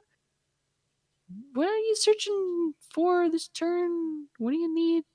You grabbing the Pidgeot? Oh, there it is. I didn't realize this was the second turn. I should have used my brain cells. There's the Luxray. Ooh, Zero's taking the prizes. That's not ideal. Don't worry. Dusclops will get it out for you. Quick search. Double turbo. Fang Snipe. Oh, yeah, that's a combo. And given the 2 Charmander no Pidgey setup on the opposing bench, this Fang Snipe will be relevant. All right, I'm back. You're back? I'm so back. Are you sure? Let me check. Who are you? I am your conscience speaking. Oh my goodness. Am I doing a good job? You're doing a great job. Woo! Yeah! Let's go. Speaking of good jobs, Luxray Fang Snipe gets rid of Professor Churro. That's always a nice thing to get rid of when you're the control player. Yeah, Turo hitting the deck means that you can. It means your opponent cannot pick themselves up to avoid anything bad here. And also, going for Fang Snipe also gives you that information, which makes that Airy card even stronger. You get rid of Night Stretcher as well as a Counter Catcher. And you're going to get rid of a trainer card. It's a 3-card mill. Got rid of the Thornton to get rid of the, I guess, the Dusclops potential. Whew. Sheesh. Yeah, excellent start right here for King Heracross. Mm-hmm. And Cleffa having 30 HP, surviving 2 Fang Snipes. That's certainly relevant. We're going to see a Devo TM come out, which is going to get rid of the Pidgeot. And after the Iono, that means there's no, a decent chance of no Arven or Candy in hand. Do they get an out? No, I see no outs here. Oh, looks like we're just going to go for the instant charge. Replenish the hand. Okay, that hand is looking awful full, and yet none of them are the card we're looking for. How can that be? I guess all the flavor got shuffled to the bottom of the deck and it's stuck there. We got to shake it up a bit. Yeah, it's all there. It's all in the Buddy Buddy Puffin. Do you want to eat a Buddy Buddy Puffin with me? Absolutely. Okay, we'll be buddies. It would be my honor. I can't wait to have 70 HP or less. That's crazy. I wonder what my special attack stat looks like. 17. Ooh. Okay, I'm a physical attacker. Got it. Yeah. You're a physical sweeper. Whew. Nice. What's your niche? Ecologically. I am a... I'm a wall. Yeah, there we go. That's turtly. That's sufficiently turtly. I believe it. Yeah, I'm very turtly. I'm tanky. I'm what's the evolve from a Marini again? Like the poison barnacle thing? Toxapex? Yeah. You know what's okay? Toxapex does not have any good TCG cards. Which is a shame because that Pokemon's busted. Exactly. Like they gave Darkrai at least like 10 good ones. Toxapex doesn't get one good one. Like I'm thinking back to Sun and Moon. I'm just like, were any of them played? And the answer is no. I just want to talk. Ooh. We're crying. Oh, the Sablock. Oh, I'm weeping. This is not good. The Sablock is on deck, and we have a very fancy cape on that Wellspring Mask Ogerpon Mick. So now we're in a scenario where Charizard isn't a deck that plays a lot of, if any, switch outs. And we already saw that Turo hit the deck here, so this Cleffa might be hanging around for a bit. That's right. And with limited access to Duskull, Dusknoir, Duskclaw. Oh! Yep. Oh, no. Yep. Smart stuff. You're just going to pack it up and, pack it up that game, go to the next one, give yourself a better chance. We're 1-1. Yep, we're 1-1. We're 1-1. Winner of this has to go on to play Quad Thorns. So it's a real control-y type of night tonight, Mick.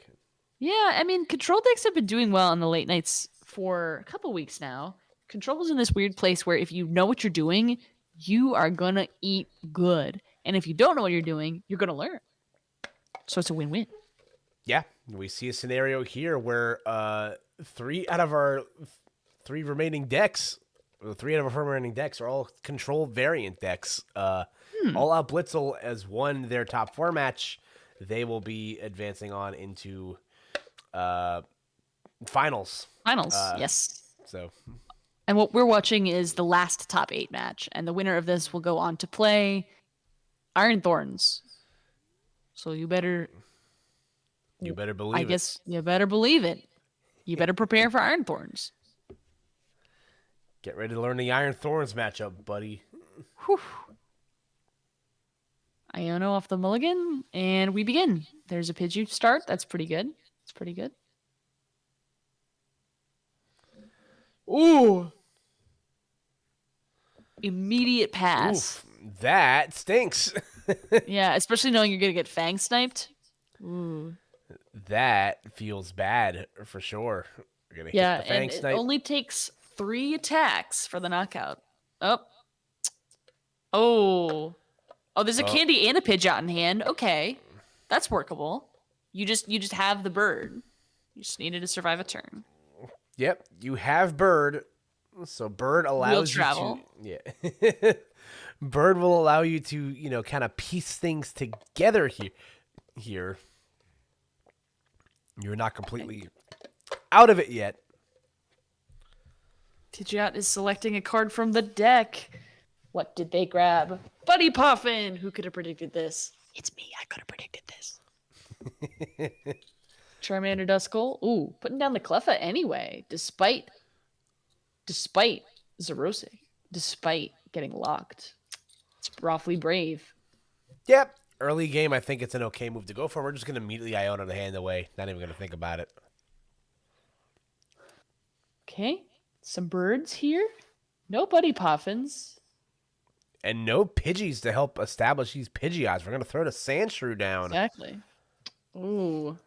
Okay, nest ball. Good. Good. Now, what trainer cards is Sandshrew blocking from getting back from the discard? Let's see.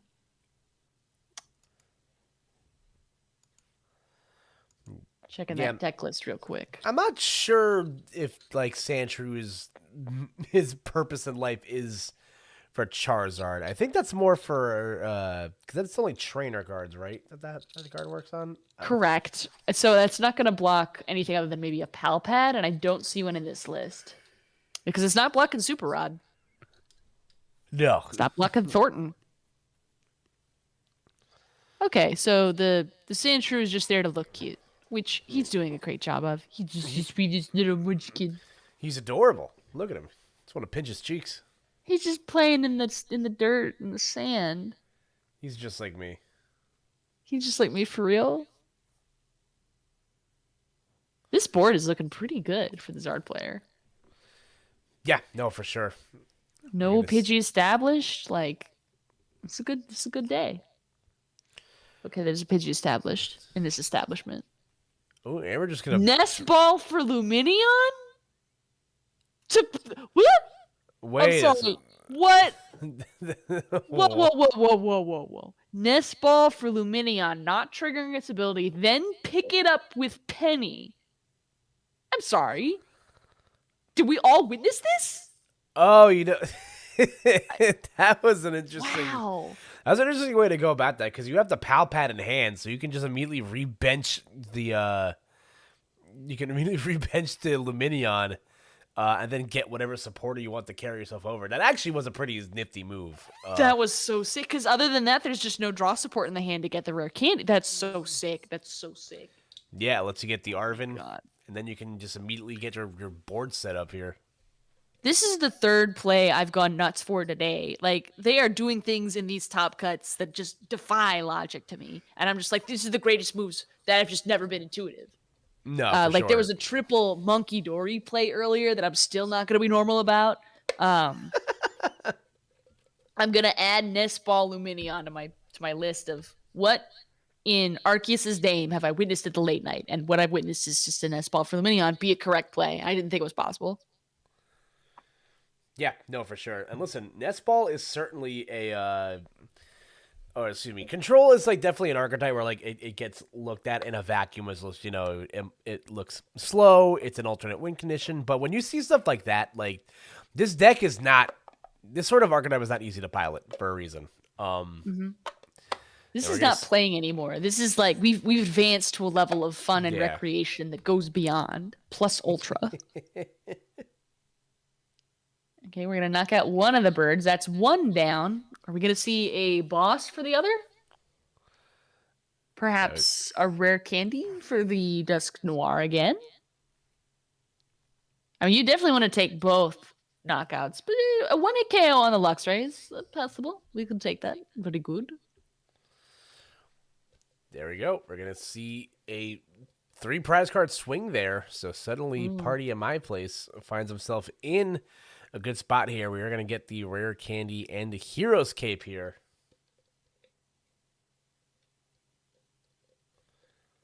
Hero's Cape adding a plus 100 to whatever needs it. And dang it, if that's not Pidgeot. If it's the Pidgeot, it's the Pidgeot, but it's not the Sandshrew. I'll tell you that right now. No. You look adorable in the cape, though, so. Are we going to start doing damage with the bird? I guess we're going to poke it for 100. Damage with the bird. Yay! Yeah, 380. That feels like an intrusive thought. I'm not going to disagree with it. I think it's a good play to start putting down some pressure. I just don't know if a 4-hit KO is pressure. No. And there is still a Dust Skull on the bench here, so there is still the potential of another Dust Noir play here to kind of speed things up. Whew. We're at 210. Another Duskull play would put it at 240. And at 380, it's a 2-hit KO. I mean,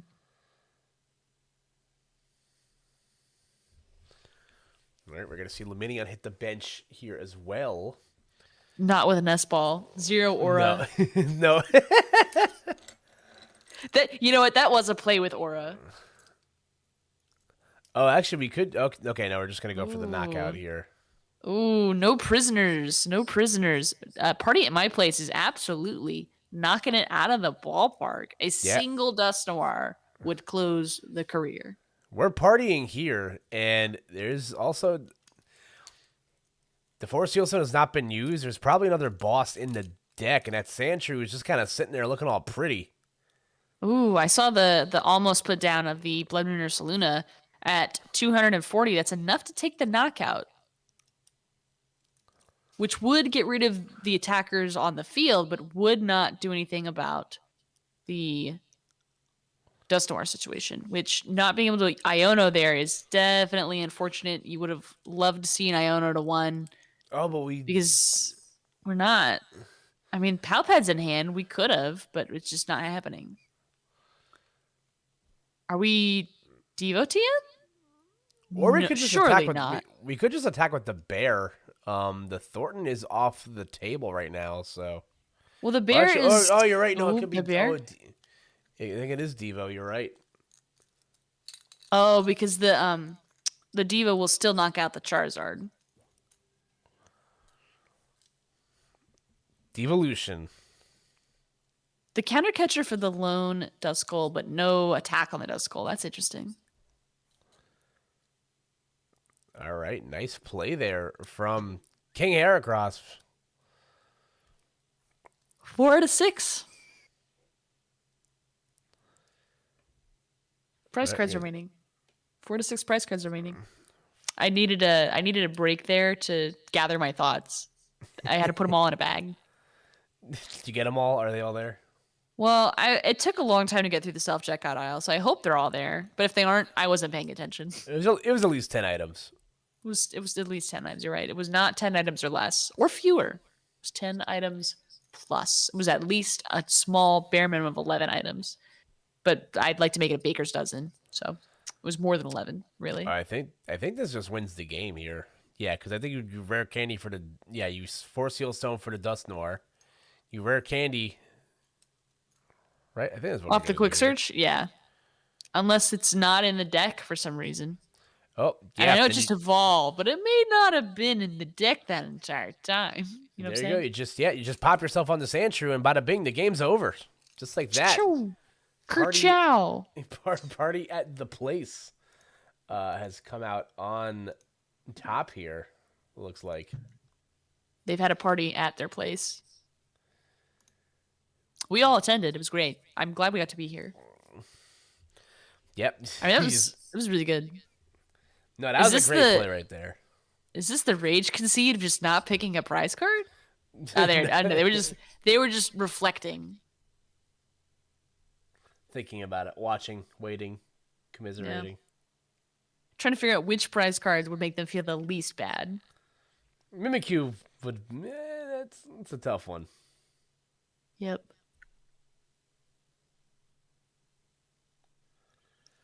Alrighty, so that's gonna be game. Going to party at my place. It's gonna be King Heracross dropping out there in top 8. Let's kick it back to us for a bit, Mix. We can talk about what we just witnessed. Yes, sir.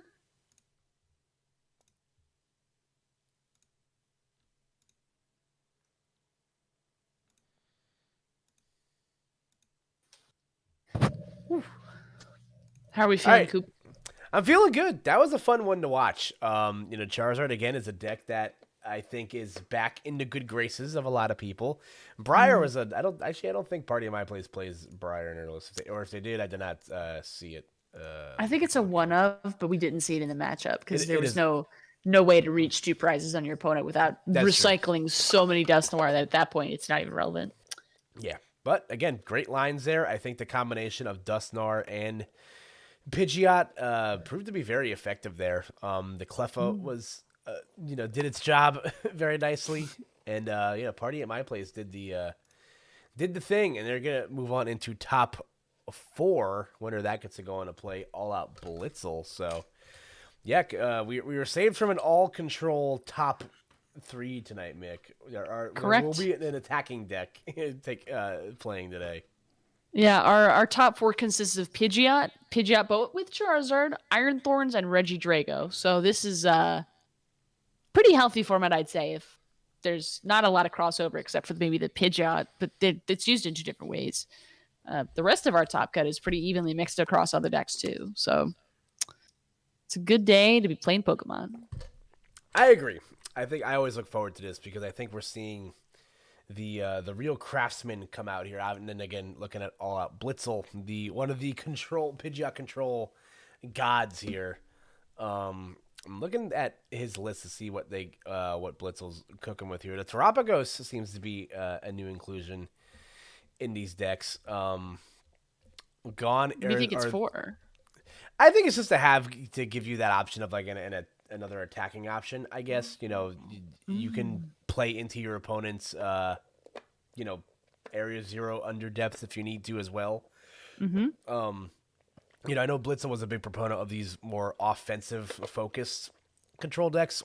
Mm-hmm. You saw that with things like the Neo Upper Energy, with the Luxray EX, which I thought was a fun strategy. I played that deck That was a little bit. that was fun. That deck is fun. Control's not like my speed; it's a little too highbrow for me. I'm kind of a simpleton.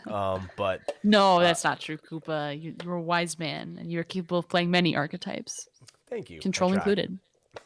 I've tried. Control is I just don't own the cards. That's why I don't play it. But the deck's fun. That was, and I think Blitzel's been a real pusher for how this deck can still do very well. In this meta, I think people looked at how turbo things were. Things like Lugia and the Pecharunt.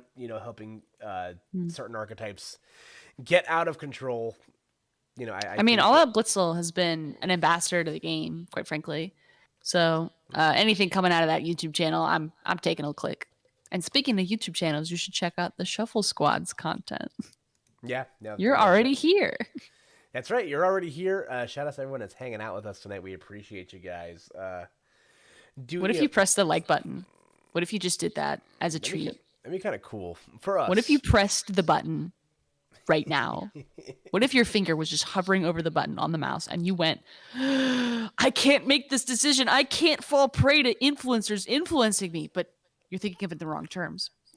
It's not about being influenced. It's about taking control back for yourself. If you press that like button right now, you will not be a lister. You will be your own independent person. That is the truth. And that's something that we can all like. That was so inspiring. I feel so enlightened right now. I'm pressing the like button. I just pressed it.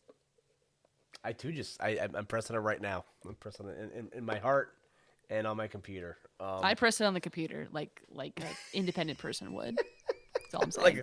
Like a free thinker would. Like a free thinker would. We had a lot of interesting conversation here today. So, free thinkers. As we do. Just weigh in the chat. Again, we thank you guys for hanging out with us, spending part of your Wednesday nights with us. Now Thursday, early in the mornings, I guess. But yeah, we are. It do be a late night for sure. It do be a late night. Yeah, and we are just so we're Party at My Place and Daenerys Igoli. I don't think either of them can stream, so I know Blitzel is streaming currently. So we will have a finals match at the very least, but we're still waiting on this top four match here. I'm trying to get a confirmation from our lovely staff if maybe we can get someone on the stream here or not. But otherwise, you guys are gonna have to deal with myself and Mick keeping you guys company for a bit. And I hope you guys are okay with that. We're very entertaining people. So. Well, you are. I stand by that. You're very fun to talk to. People that don't know you they do not have as much fun Yeah, but everyone in the chat knows me now. Hi, chat. Yeah. You're my favorite. Because you press the like button because you're free thinkers.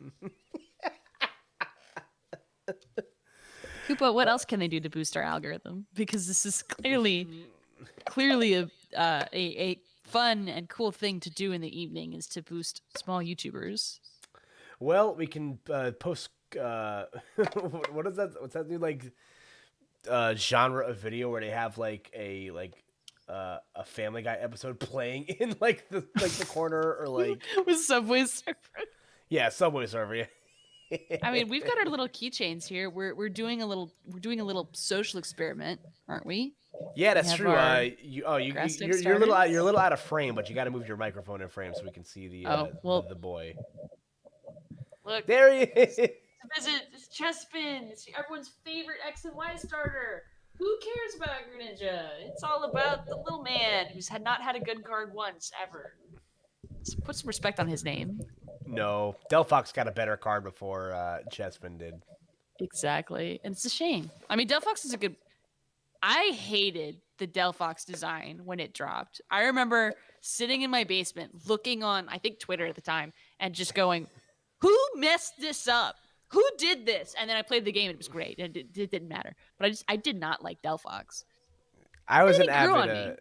Yeah, I don't know, man. I just don't like how it's just something about it. I don't know. The hind legs, it bugs me. Yeah. I was a Chespin believer my first time through the game when I played X and Y, and then then Greninja happened and it changed my life. So Greninja is known to be life changing. It's I think it's like either top spot or second top spot in terms of non-generation 1 favorites. So Greninja is permitted to do what she will with her acting budget. I'm a fan of Greninja. I remember when there was the designs for the final Evos got leaked, and everybody was like, "There's no way that's what Froakie's final design looks like. Like he loses the bubbles. It's wearing a tongue for his scarf." And then it was just like, "Well, actually, this is kind of sick. You guys just got to open your mind to it." So he's just a little frog, just a little frog ninja. He's just a little Good guy. Stuff. I'm a big fan. He's just a little guy. Shout out to Pokemon X and Y. Those games are phenomenal. So that was a good time to be playing the card game as well. I know. I never got. Obviously, I'm very green to the cards, but Is that a Chespin reference? It could be. See, they can't get nothing past you. You're sharp as a tack. So, but yeah, sharp as a tack in the bent tack drawer, maybe. See, I've only been playing since Silver Tempest came out, so I missed out on all the fun X and Y, Sun and Moon. Sword it's a good time to get in the game's history then. Yeah, you've been playing for quite the length of time. What was the first legal set that you competed in? Ooh, first legal set I went to a premiere event would have been Steam Siege. So that would have been the very tail end of X and Y. And first event, like the sets that were coming out when I was playing, like learning to play, would have been Black and White, probably Legendary Treasures. A little bit before, I was playing a little bit before then, but then I learned about Legendary Treasures, carried on from there. So playing since Black and White, premiere event since X and Y, and now we're here. It's been a long journey. Time continues to pass, and the like button remains unclicked by some of you. You should click the like button if you're a free thinker. Yeah, free thinkers click the like button. Free thinkers click the like button. And I love learning people's histories with the game. As someone that's a commentator of other electronic sports, I think something that helps me get better at my job is learning the history of everything. And I've really dove deep into the history of the Pokemon TCG. But I've always liked the trading cards. My parents just never bought them for me because I didn't know how to play and nobody wanted to play with me. So that's why I didn't learn as a child. But I remember one of my favorite sets of all time is Hollum's Phantoms. I love that set. Beautiful. Delta Species, anyone? Listen, I'm waiting for the day. You mentioned the Grovyle card before. It's going to happen. I know they're going to do it. They are going to make a Terra Psychic Sceptile at some point. because they've already they've hinted at they've like did little like I guess what's the word I'm looking for, like Teasers. well, I guess it's like spiritual successors, to those old, Yeah. the Delta Lightning Mewtwo, the Delta Lightning Tyranitar, like, granted Tyranitar EX stinks as a card. That card is bulk and should remain it. Calling it bulk, that's mean. It's true, but it's mean. Listen, you think I don't have? Where is it? Where is it? Are you a Tyranitar believer? You think I don't have a Tyranitar EX in this deck box right now? Oh, you could have just grabbed random deck box, man. I'm not. I'll take the question over under on this. I say there's no Tyranitar in that deck box, even though there's so clearly by context clues a Tyranitar in that deck box. I'm calling you on it. Prove me wrong. Can he do it? That's a Iron Thorns with extra steps. I mean, you're not wrong. Oh my gosh. Yeah, that is a T-Tar. It is a T-Tar. You gotta check the weather outside your room now. That might have just summoned a sandstorm. Oh no, we're doomed. Oh my defense. But yeah, I was a big Tyranitar EX believer. But yeah, like I said, there was that Delta species Psychic Sceptile that saw a lot of play back in the day, and I'm just like, listen, what's stopping him again from doing it? Sceptile is one of my it's my favorite starter Pokemon. Mm-hmm. He made grass types cool. I always got picked on for being the grass type kid growing up. No. I mean, That's Bulbasaur. terrible. Listen, Venusaur is sick. Meganium deserved to get me bullied, but Venusaur is sick. Meganium did not deserve to get you bullied. King, that's not. No, it's pretty. It's pink. It's really bad against all the gyms, but that means you're just good if you can still win with Meganium. Yeah, I'm reaching for straws here. Does not matter. You're correct that Sceptile was the cool one. Yeah, but Sceptile's cool. So, and I'm waiting for the day. My dream card is that in one of these, next however sets that we still have the Terra mechanic in, for the next couple of years, I would love to see a Terra Psychic Sceptile, because I don't care how bad that deck is, I will cook it until it is burnt to a crisp. If Sceptile has one fan, I'm still here. If Sceptile has no fans, I've left this earth. Exactly. All right, chat. What's your favorite starter? Yeah, we're currently waiting for our top 4 match to finish, guys. So we'll have a match to stream for finals, but we gotta wait till we get there with Blitzel. So if you're one of the people hanging out with us in the chat, talk to us. Let us know if you got questions, you got concerns, you got comments. If you got a Louisville plan, you get a plan for Louisville. Yeah, listen, I'm a little upset that I can't go. Unfortunately, I missed out on registration the first time because it capped way earlier than I thought it was going to. And also, like, yeah, but it's like it's 2 weeks out. Then I gotta find housing and a flight to get there, because Louisville is like just far enough away to where like I don't want to drive to it, and I love driving. But that's a long ways to get to Kentucky. So I will unfortunately probably be sidelined for that one and be watching. So yeah, I still have to work out my hotel and transportation for Louisville, but shh. We won't tell anybody. There's a decent chance I already made plans and literally just forgot about them, but that's okay because they're sitting in a separate document. So if we're in a hotel for Louisville together, I will be there. Whatever hotel that was that we already planned on that I forgot about. This is, when you go to Pokemon events routinely, this is just something that happens, is you just get used to them. And that's a blessing and a curse, because now you've gotten rid of the pre-event jitters, but you swap them out for, oh, did I get a hotel for this? Aw, shucks. And it's like 2 weeks beforehand, and now the price has gone up. So yeah, I think I'm just jaded from like fighting game tournaments where like that's just the norm. People love to just register for things last second and then make plans on a whim. Last second, I totally just on a whim. I can't count the number of times where I've been traveling somewhere with people and they I run into people. It's just like, oh hey, like so and so needs somewhere to stay, and I'm just like, all right, how's that my problem? Because I'm not. No. Like, it's tough. So, I personally, I'm myself, I'm a little too old to make plans like that last second. So, and unfortunately, Louisville, even if I was able to register and sign up, just a little Mhm. too last second for me to to warrant it. So, I'll be Understandable.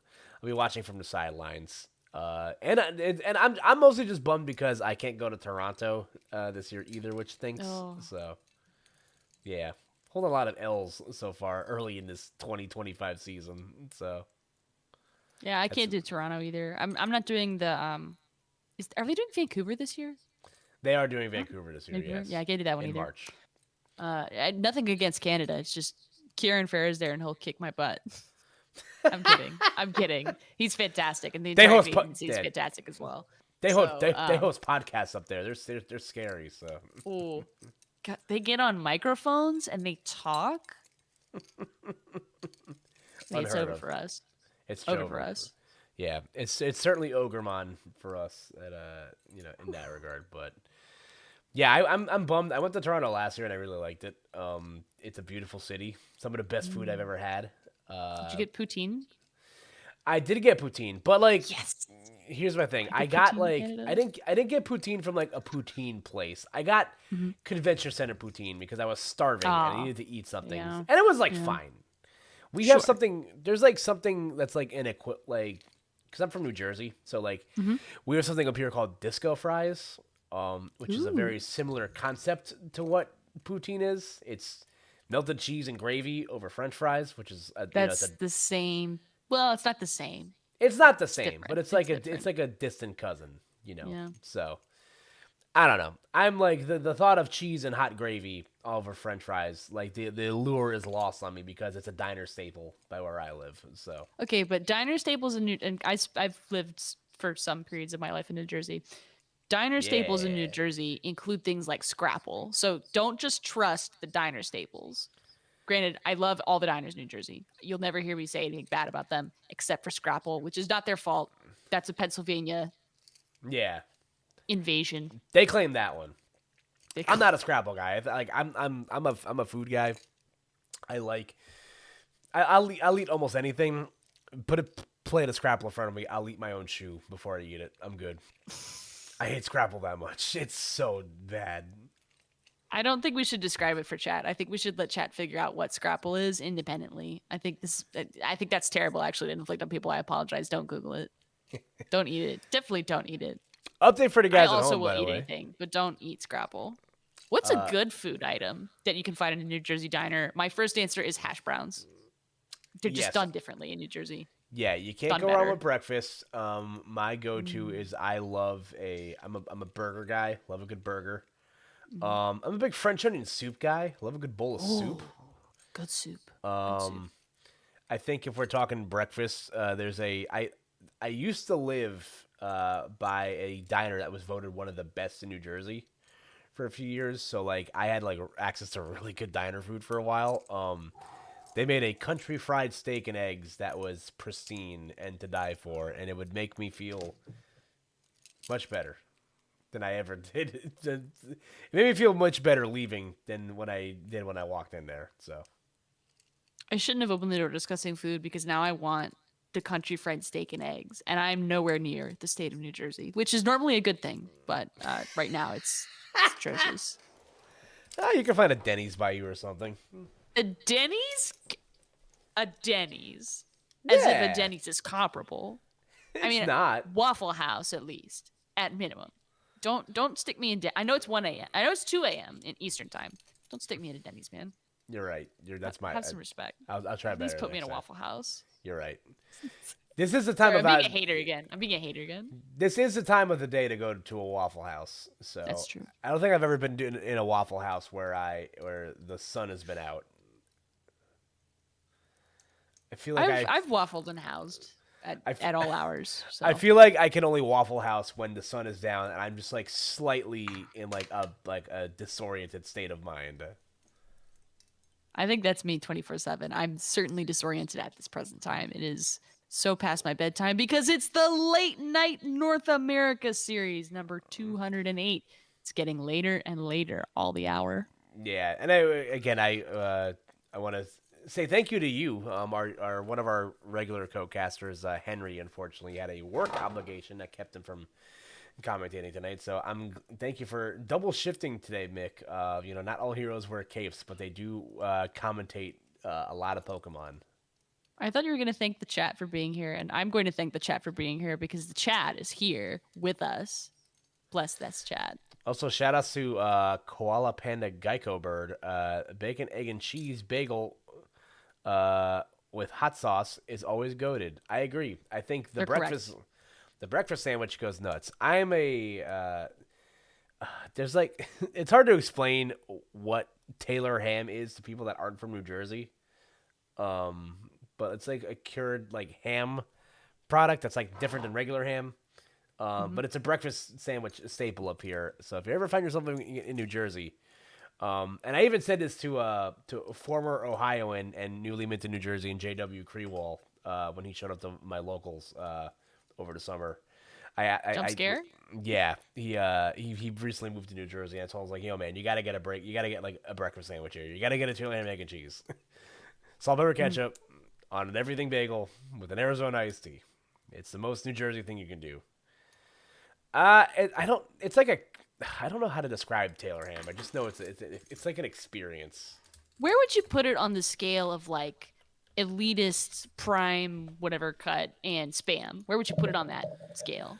It's it's probably on like the same spectrum as scam because it's a processed meat, but you don't get it in a can. You called It's it like scam? I love spam and scam. Okay. It's my like it's a processed meat, but like it doesn't come canned. It comes in like a deli packaged tube thing. So it's like Yeah. it like kind of teeters on like lunch meat, but like I don't know. You're supposed to fry it. It's like kind of the same consistency as spam, kind of sorta, just like a little bit thinner. A bit like a sausage. Like a sausage. The Kind of grocery sorta. store where I used It's to close. live we had like locally made sausage, and like I don't want to know how it was made because it's sausage, but they were so good and they were so cheap, and I miss them tremendously. It's just Oh, living places where there's lots of agriculture is fantastic for your diet. oh, good That's all I'll news, say. everyone. Looks like we have a winner. Looks like Charizard came out on top. Ooh, So Charizard, secure the bag. yeah, so I'm going to get us propped up here. It's going to be all out Blitzel versus Party at My Place going up in finals. So it's going to be fun. I am currently waiting to let's take a look here. Looks like yeah, Blitzel's streaming right now on YouTube. So I'm going to try to cohort his stream into here. But yeah, Mick, we got Control versus Charizard. Uh that'll be Battle of the fun. Birds. That's a matchup that Charizard players love to see. Oh yeah, I mean Charizard traditionally has not been a fan of control strategies to the point where we've gotten some Frankensteinish looking builds that try to get rid of him with Team Yell's Cheer, Pal Pad, all kinds of nonsense. This version of Charizard is running a copy of Turo, but other than that, we're gonna need Dusknoir to come in big. Alrighty, guys, hang on for 2 seconds. I'm gonna get the screens configured, and then we're gonna watch All Out Blitzel. So hang on for 2 seconds, guys.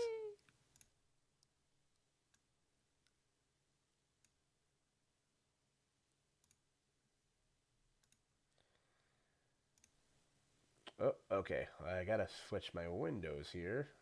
Let's do this. Sorry, guys, we're just doing this on the fly here. Do There you we think go. I should eat my microphone? Okay. Yes, I think you should. All right, I guess. I don't think I will. But what if I did that? What if I consumed it? That'd be kind of cool. I don't think it would taste very good. Would it taste better or worse than Scrapple? I think it would definitely taste better than Scrapple. IMO. Yes.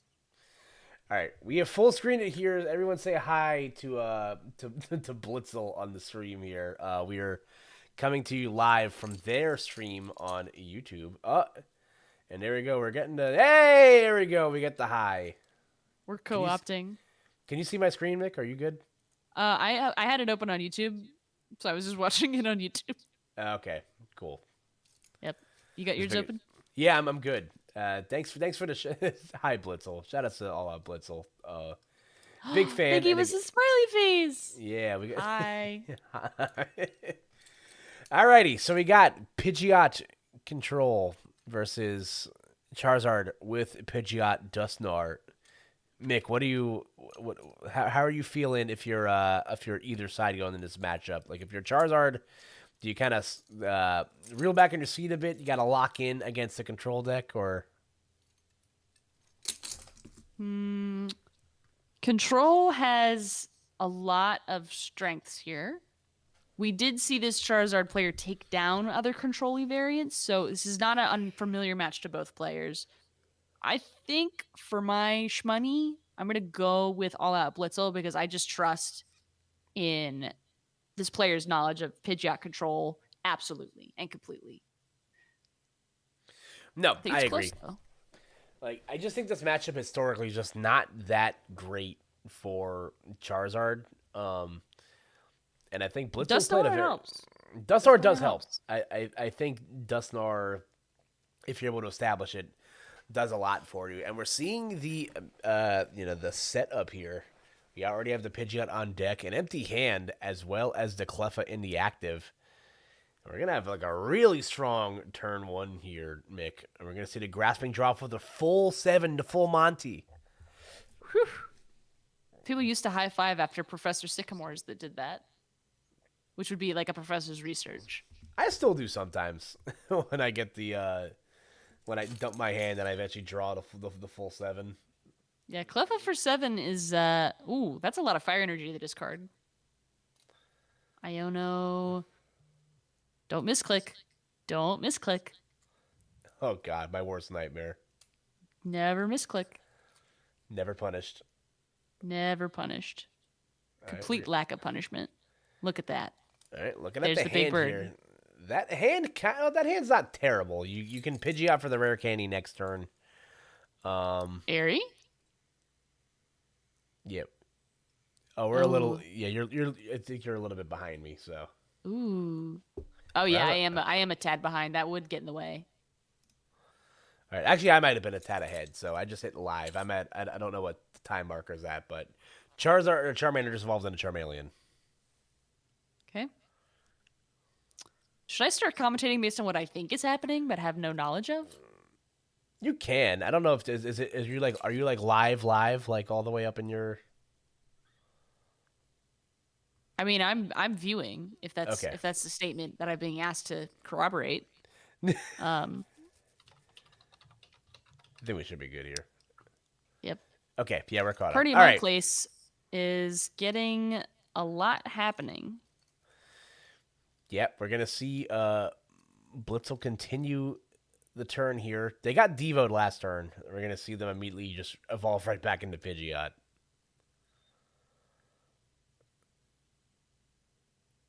Here we go, and I think we're gonna see a Devo play here on Blitzel's side. So good stuff there. Again. Charmeleon is immune, but the bird is not. Yeah, I think setting up the Charmeleon is huge there, obviously. That's a card I forget. Like, whenever I'm not like a Charizard guy. Anything that involves rare candy, I scoff at. It terrifies me. I don't like to play it. Mm-hmm. But I think Charmeleon is, very is crucial in this matchup. It allows you to play the game without having to use rare candy as a crutch. Because we're already relying so heavily on that for the Pidgeys. But now we got this problem where little Cleffa here is kind of stuck, Mick. Okay.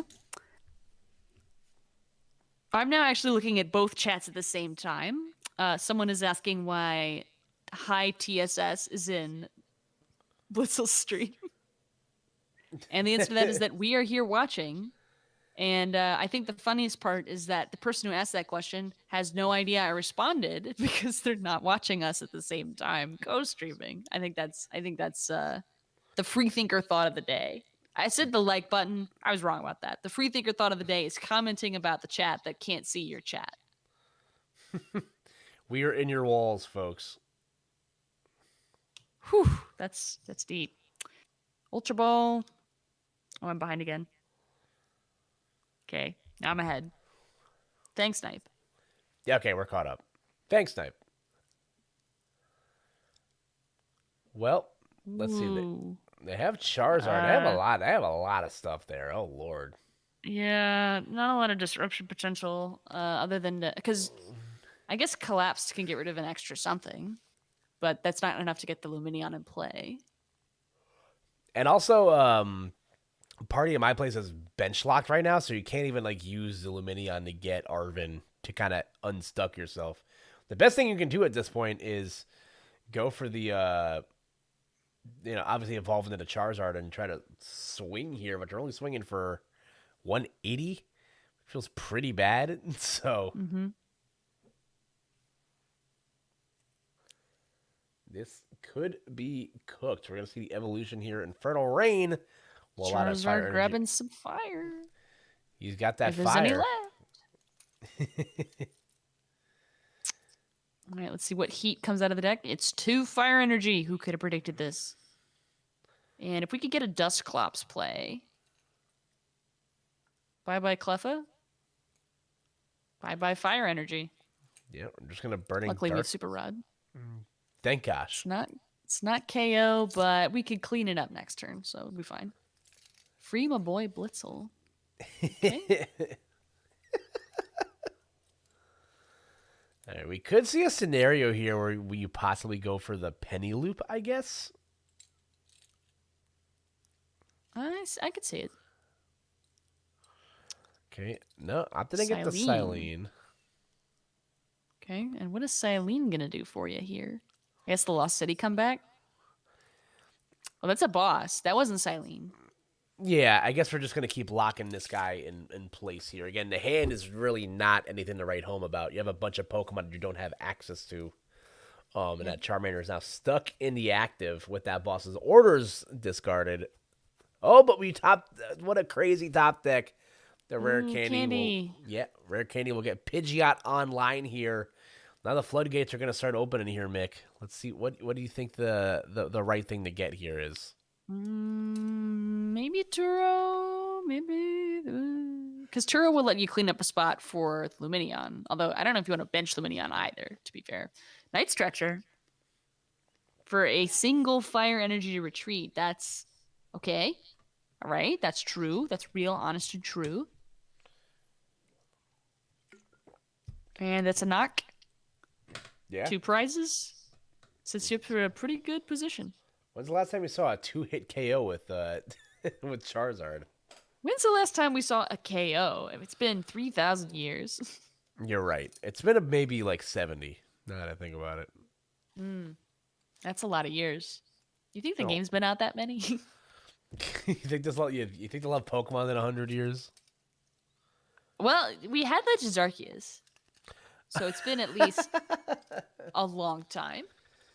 You're right. Did you play Legends Arceus? I did. I loved it. It was amazing. Oh, it was fantastic.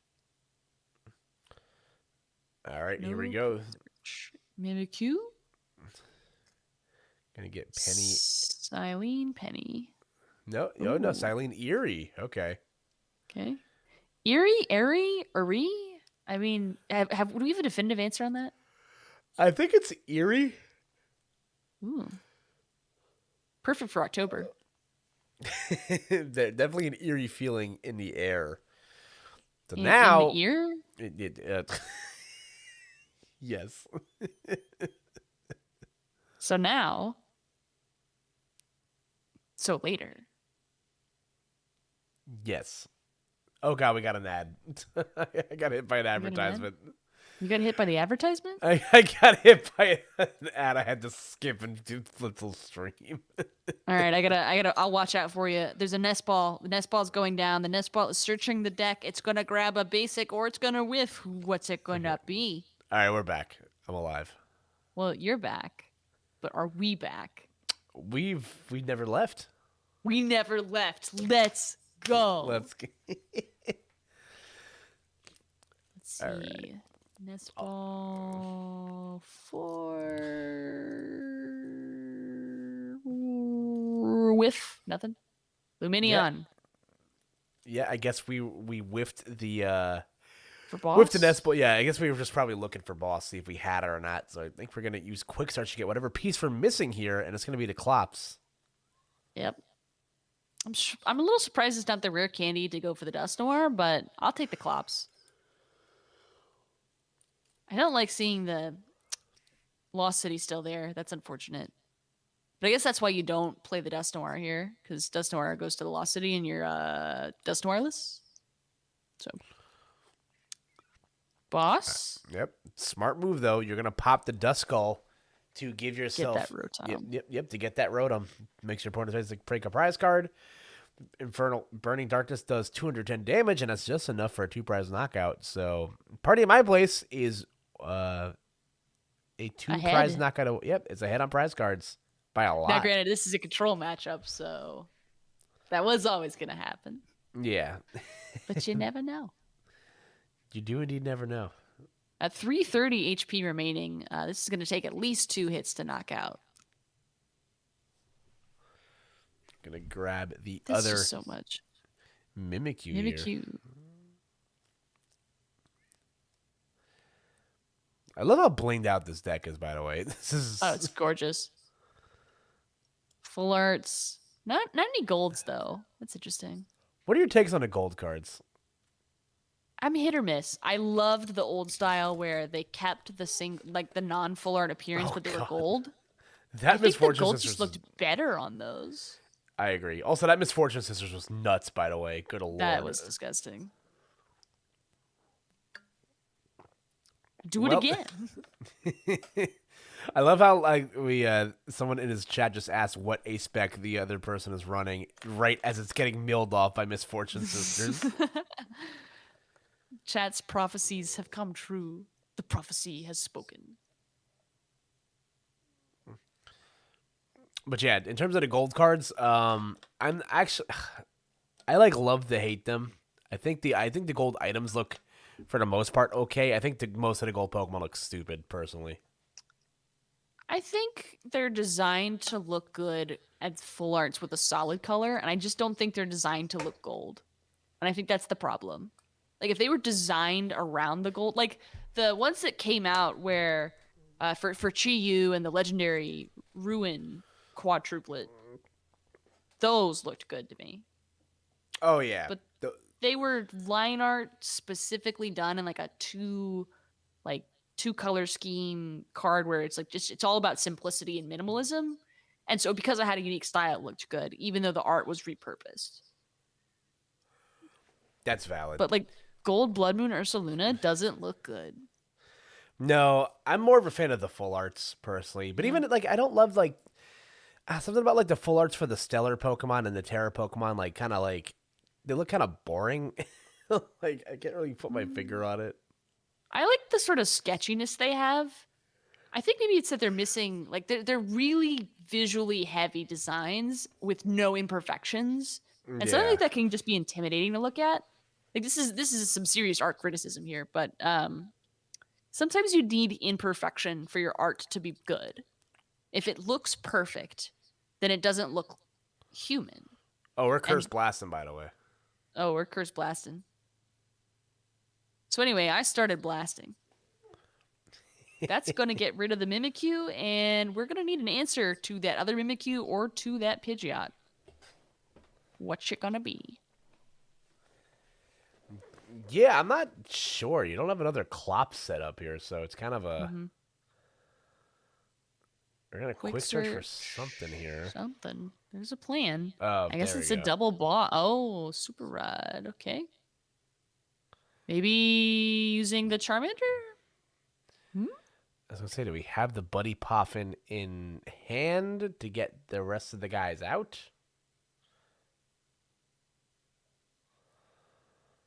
Oh, but that's true. All the most of the guys are in the Lost Zone right now, so... Let's see. It's Blitzel's turn. Penny, quick search, Quirch, or ooh, I love the use of Quirch there. Quirch, counter catcher, Turo. This is rough. Okay, Turo can lift up the Charizard to replace the Charmeleon, which can get around the Defiance Vest. Okay. Because now Charmander can't get through Defiance Vest anymore.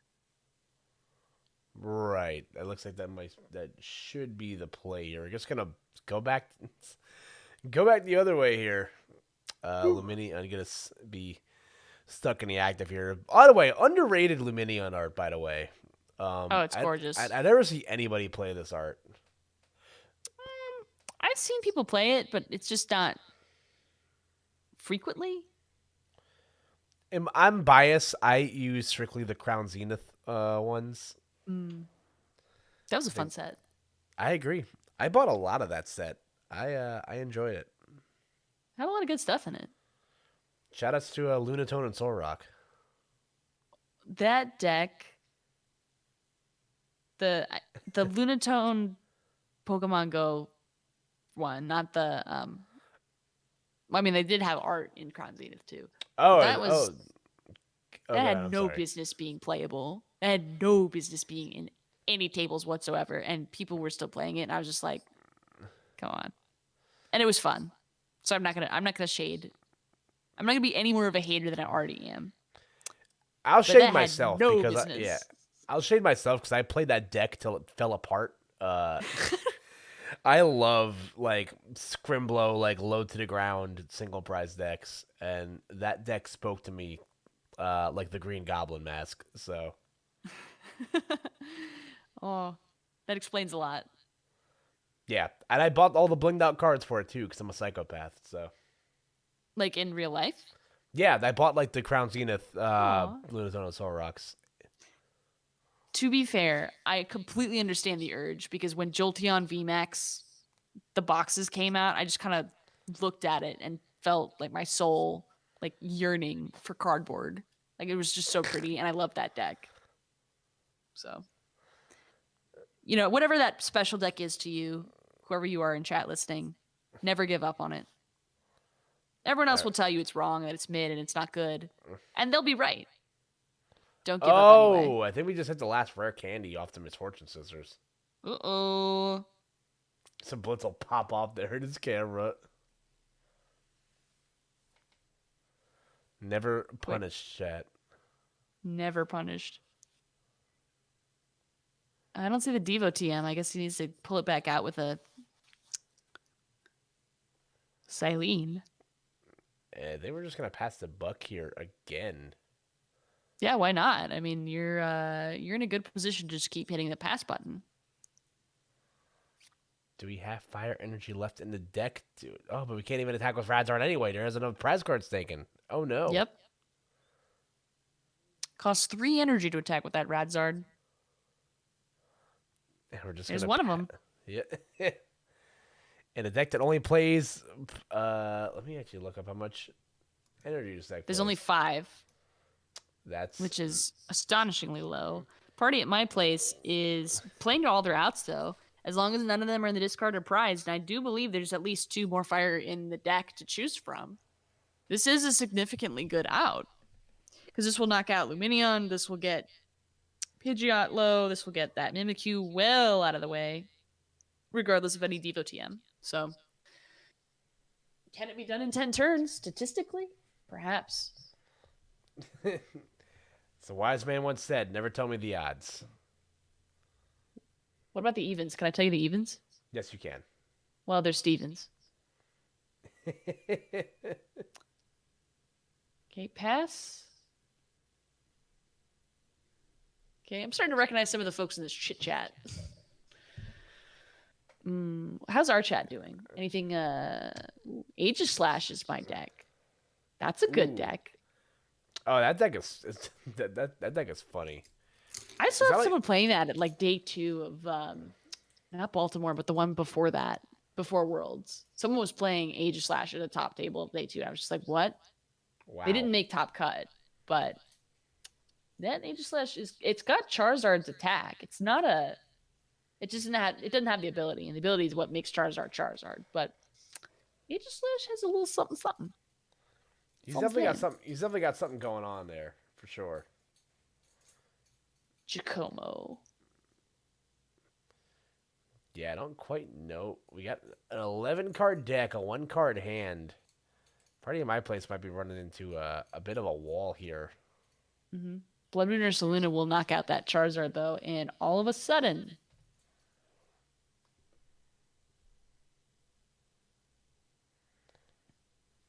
It's unfortunate you can't combo that with a Devo TM, but so be it.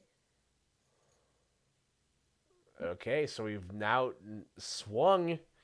We've gotten the Mimikyu out of the active. And we're ahead in prize cards. It's got A boss 310 would HP. do it. A boss quick search would. for a boss would do it. Is there one left? Let us find out. See Blitzel sweating it out right now themselves. I mean, Blitzel has just been like playing with his hair. Like, Bro's got the most fabulous hair right now. Oh, we're just gonna swing into it here. Okay. Okay. Do we have a means? Yep, we're just gonna grab the penny. Okay. Yeah, I don't know. Does this play vacuum or anything? Let's take a look here. No. So this plays no vacuum. I mean, Thornton? Can this be saved with Thornton? Two bosses. I think Thornton's the discard. Two bosses orders. No pal They pad. have quick search. If they didn't get off the quick search by now. Yeah, my guess is that both the bosses are gone and they have no way to get it back. Mm-hmm. So the person asking in the chat of the other channel, which is not ours, yes, this is finals. This is finals of the Late Night North America series. Hey, and they're just gonna scoop it up. There is no way to win the game there at that point. You had none of your gusting options back. There we go. Game 1 going to all out Blitzel. Da, da, da, da. Are you a Grand Tree believer? Oh yeah, we got a Grand Tree Stan in chat discussing Age Slash. Very good. This just loses to Vac though, unless he doesn't play it. It's gone. Yep. Koala Panda Geico Bird is very knowledgeable. Yeah, that was just a tough scenario to be in. You know, you're just milled at the end of your resources and you have no way to Gus. I think that's why I see some of these Charizard lists opting to play the Iron Bundle just to kind of give you that push in those situations. But even then, it's like, you know, in a situation like that, Blitzel's never going to give up the Pokemon that can get knocked out. He's going to give up the Mimikyu. If it's not already in the active, you know what I'm saying? So. Mm-hmm. Okay, flip for heads. Not that it matters because this is game 2 and they get to choose. Yada, yada, yada. Who's going first? Let us find out. Blitzel. Blitzel is going first. Yeah, smart move. I think you want to be able to set up first. We're going to get the Genesect in the active to start, so. Yeah, but wouldn't it have been Party in My Place's decision to go second? Oh, I guess you're right. You're totally right. I guess depriving of the turn 1 Arven is, you know, a real option. Nothing in the prizes. Misfortune Sisters being prized is unfortunate. It's misfortunate. Yeah. Jacomo being prized is great. You always want Jacomo prized. Future really benefits from open decklist tournaments, especially online tournament where you can just look at what they play during the game. Yeah, that's true. I think in an open decklist format, Pidgeot control is just kind of nuts because you can like look, you can scout ahead of time what your opponent's playing, and you don't have to like play the guessing game of what your lines of sequencing are. You know what to pitch away. You know what you're not going to need at a later time.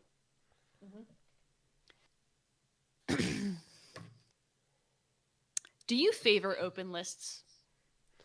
It's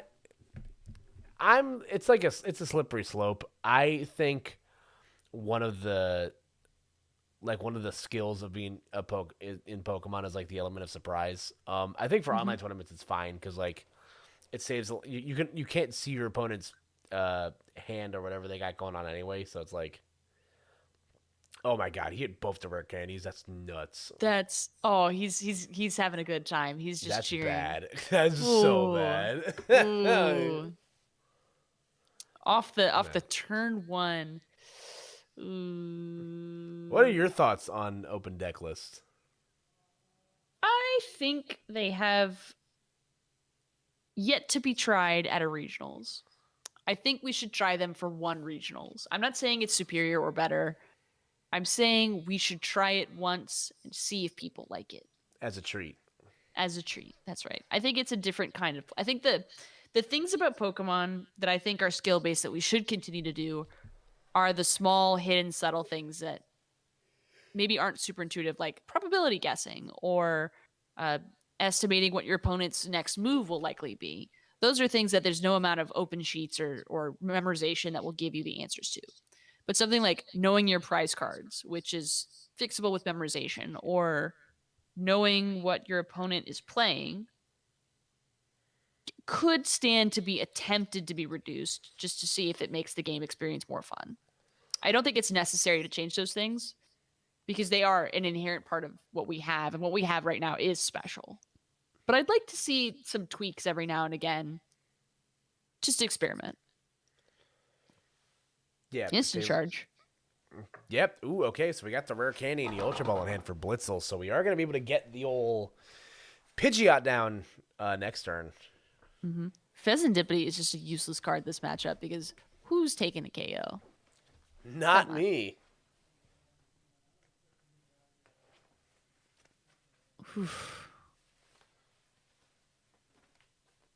Pidgeot control particular benefits from open deck lists in tournaments, especially online where you can just look what they played during the game. Yep. Online is good for optimal testing. In real life, it'd be awful. It favors the better players way too heavily in a way that they can play a certain way if they see something about a list. That's true.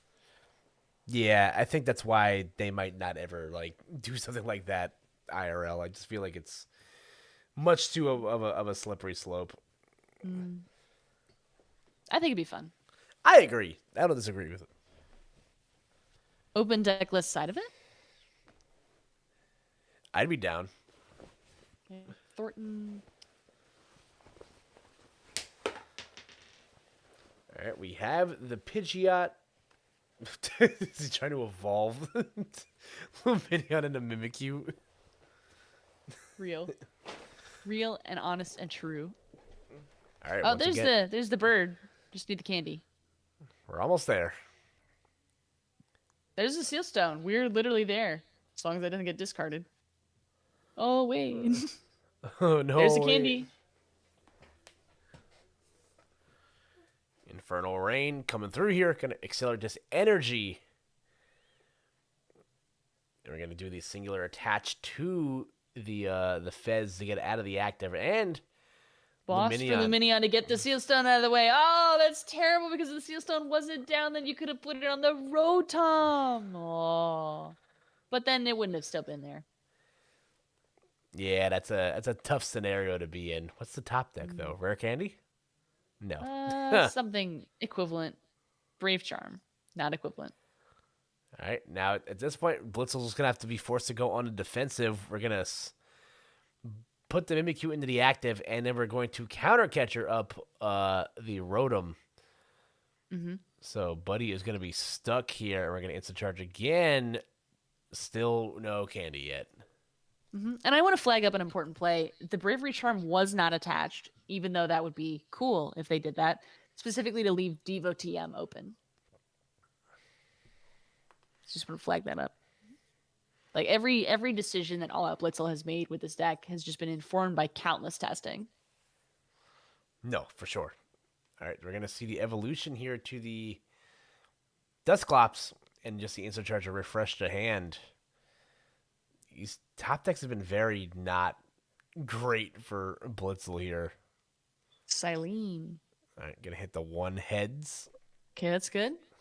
You never liked seeing double tails. It was like seeing double heads. No, I agree. Okay, Brave Charm to the Rotom. That'll at least keep it through one Dusknoir. Well, it won't save you through two, but it'll save you through one. Sometimes all you Rare need candy? is one. Instant charge, grab the candy. That is a big hand. There's a lot going on there. Oh yeah, you got. And this is where decision paralysis is really easy to get overwhelmed by. Because if you're playing control for the first time, you're just like, do I boss? Do I Thornton? Do I Arvin? Even though like it doesn't really matter. Because what you need to care more about is this Mimikyu going to be walling my opponent, or is it going to get knocked out and I need to prepare a second wall? So Alrighty, nonetheless, so we're going to use Pidgeot. Quick search out whatever piece we might be missing here. A mist energy. We're going to hit the Arven here. Interesting. We're going to grab Hero's Cape and the Pal Pad to help recycle back in some of these smaller accounts of supporter cards. Quote unquote, Rotom carrying hard in this game on both sides, LOL. Very true.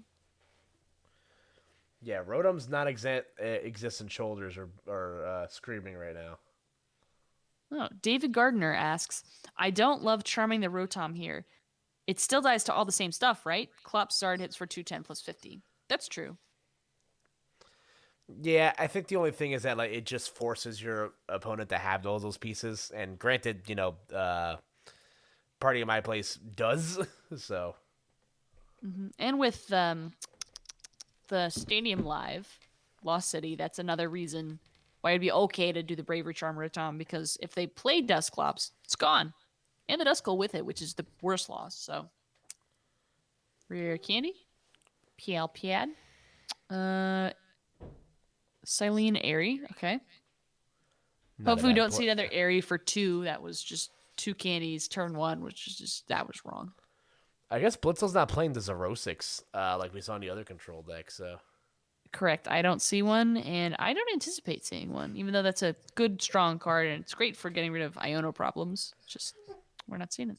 Yeah, I imagine this would be really good, but again, we're just going to see 2 Super Rots hit the discard pile there. Okay. All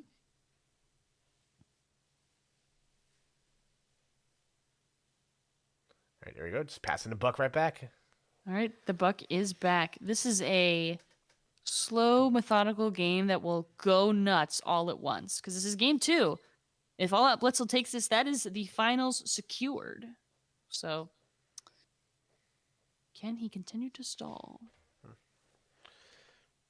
Yeah, tough spot to be in right now.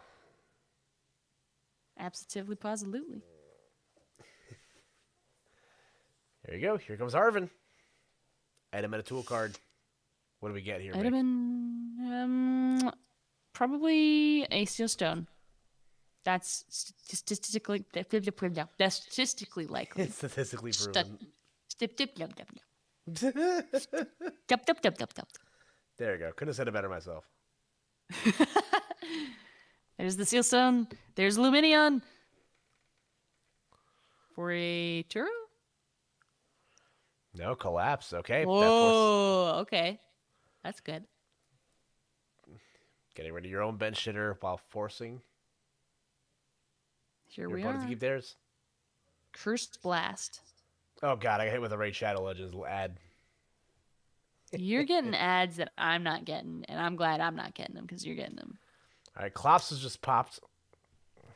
The Noir is no more. The Mimikyu is away from you. Misfortune Sisters off the prizes. That's really good. Especially with a 10-card deck. You don't know what's in there to get rid of. Yeah. Another Duskull. There we go. Passing the buck right back. I think you could eliminate a Super Rod here, and that would be very impactful. Yeah, I think we've seen 3 candies in the discard already from an earlier peek into the discard pile. Ooh. Grab the penny here. Okay. So this deck makes some sense, since there's at least 2 penny in there. 2 pennies. Cents. Money. If I had a nickel. No, you have a penny. Okay, yeah, you're right. I was gonna say that they could name somebody Nickel, but that would be like a weird name to have. like a steel type gym leader, but that would be a weird name to have. So, I mean, they've named some interesting names over the years. I agree. Names are strange. Like Grusha, like what is a Grusha? What is that about? I think it's a vegetable. Grusha. It's a vegetable. It could be. You get up in the morning and your name is Carrot. Like, what? So I guess Grusha is a vegetable now. It could be. I cannot confirm or deny. Could be. Could be. It's true. Charmeleon is going onto the bench. It's got 2 energy on it. It's enough to knock out Mimikyu if it can get into the active, which is the real debate. The big scary part is that there's a lot of cards in hand right now. Mm-hmm. There's a lot of cards in hand, and not a lot of an Iono, not a lot of cards left in deck either. Mm-hmm. So Okay, grabbing a Mist Energy. What's retreat. the plan? They gonna attack? Oh, we're gonna boss up the Charmeleon and knock it out. Oh, that's gross. Oh, taking prizes in my control variant? In my control option. It's more likely than you think. Bada bing, bada boom. Gonna knock out the Charmeleon. 120 and right to the we're keeping the collapsed right to the discard. Ooh, with all the energy on it, that feels bad, man. Pidgeot slowly whittling away every option on the table. There's got to be at least one option left, though. There's 4 fire in the discard. That means there's 1 remaining. A super rod for. Oh, let me just get the concede. Whoa! And with that, All Out Blitzel slams down another late night finals. This is no surprise. He's been here before, and he will be here again. Good job, All Out Blitzel. Nailed it. Let's go back to us real quick, Mick, and we'll close this out. All right. Oh, there we go. Right screen. I was hidden. I was hiding. I was secret. But you know what wasn't hiding is the incredible skill of this control player. Love to see it. We'll make sure these people can see us. Hold on 1 second. Window capture. There we go. They just see our blank cameras right now. And there we go. It's us. Hey, we're back, guys. All right. We're here. Shout out to All Out Blitzel. Yeah, we did it. Shout out to All Out Blitzel, proving that control can indeed prosper still. So that, again, it's one of the tacticians himself for being able to do it. So congrats again to Blitzel, a late night regular here and coming out on top. And Mick, we did it. We had a lot of fun tonight. I was very happy that we got to work together tonight. You were one of my favorite people to commentate with, and thank you for burning the wee hours of the night with me. I miss you, Koopa. I don't like the stream has to end. I want to go to bed, but like, it means Koopa hours are over. They don't always have to. It's okay. Koopa hours are forever. They live right here. Koopa hours are forever. Yeah. Right here. All right, Michaela, let the people know at home where they can find you if they want to keep up with your shenanigans. Well, they can find me right back here at the Shuffle Squad next week for more late night casting at the EU version of the tournament, which is usually around like 5-ish. So head on over to the EU tournament if you want to watch some Top Cut before the Top Cut. And if you want to find my good man Koopa, tell him where you'll be, King. I am on the internets at Koopa NJ across platforms. I am a commentator across multiple competitive ventures, including fighting games and the Pokemon TCG. So you can check me out there. I'm here on the Shuffle Squad every now and then. I host a couple podcasts. You guys can find all that stuff on my Twitter page though. So, but yeah, that's gonna be it for us tonight, folks. So thanks for hanging out, everyone, and we'll catch you next week for more late night. Good night, everyone. Good night. Stay safe. Take care.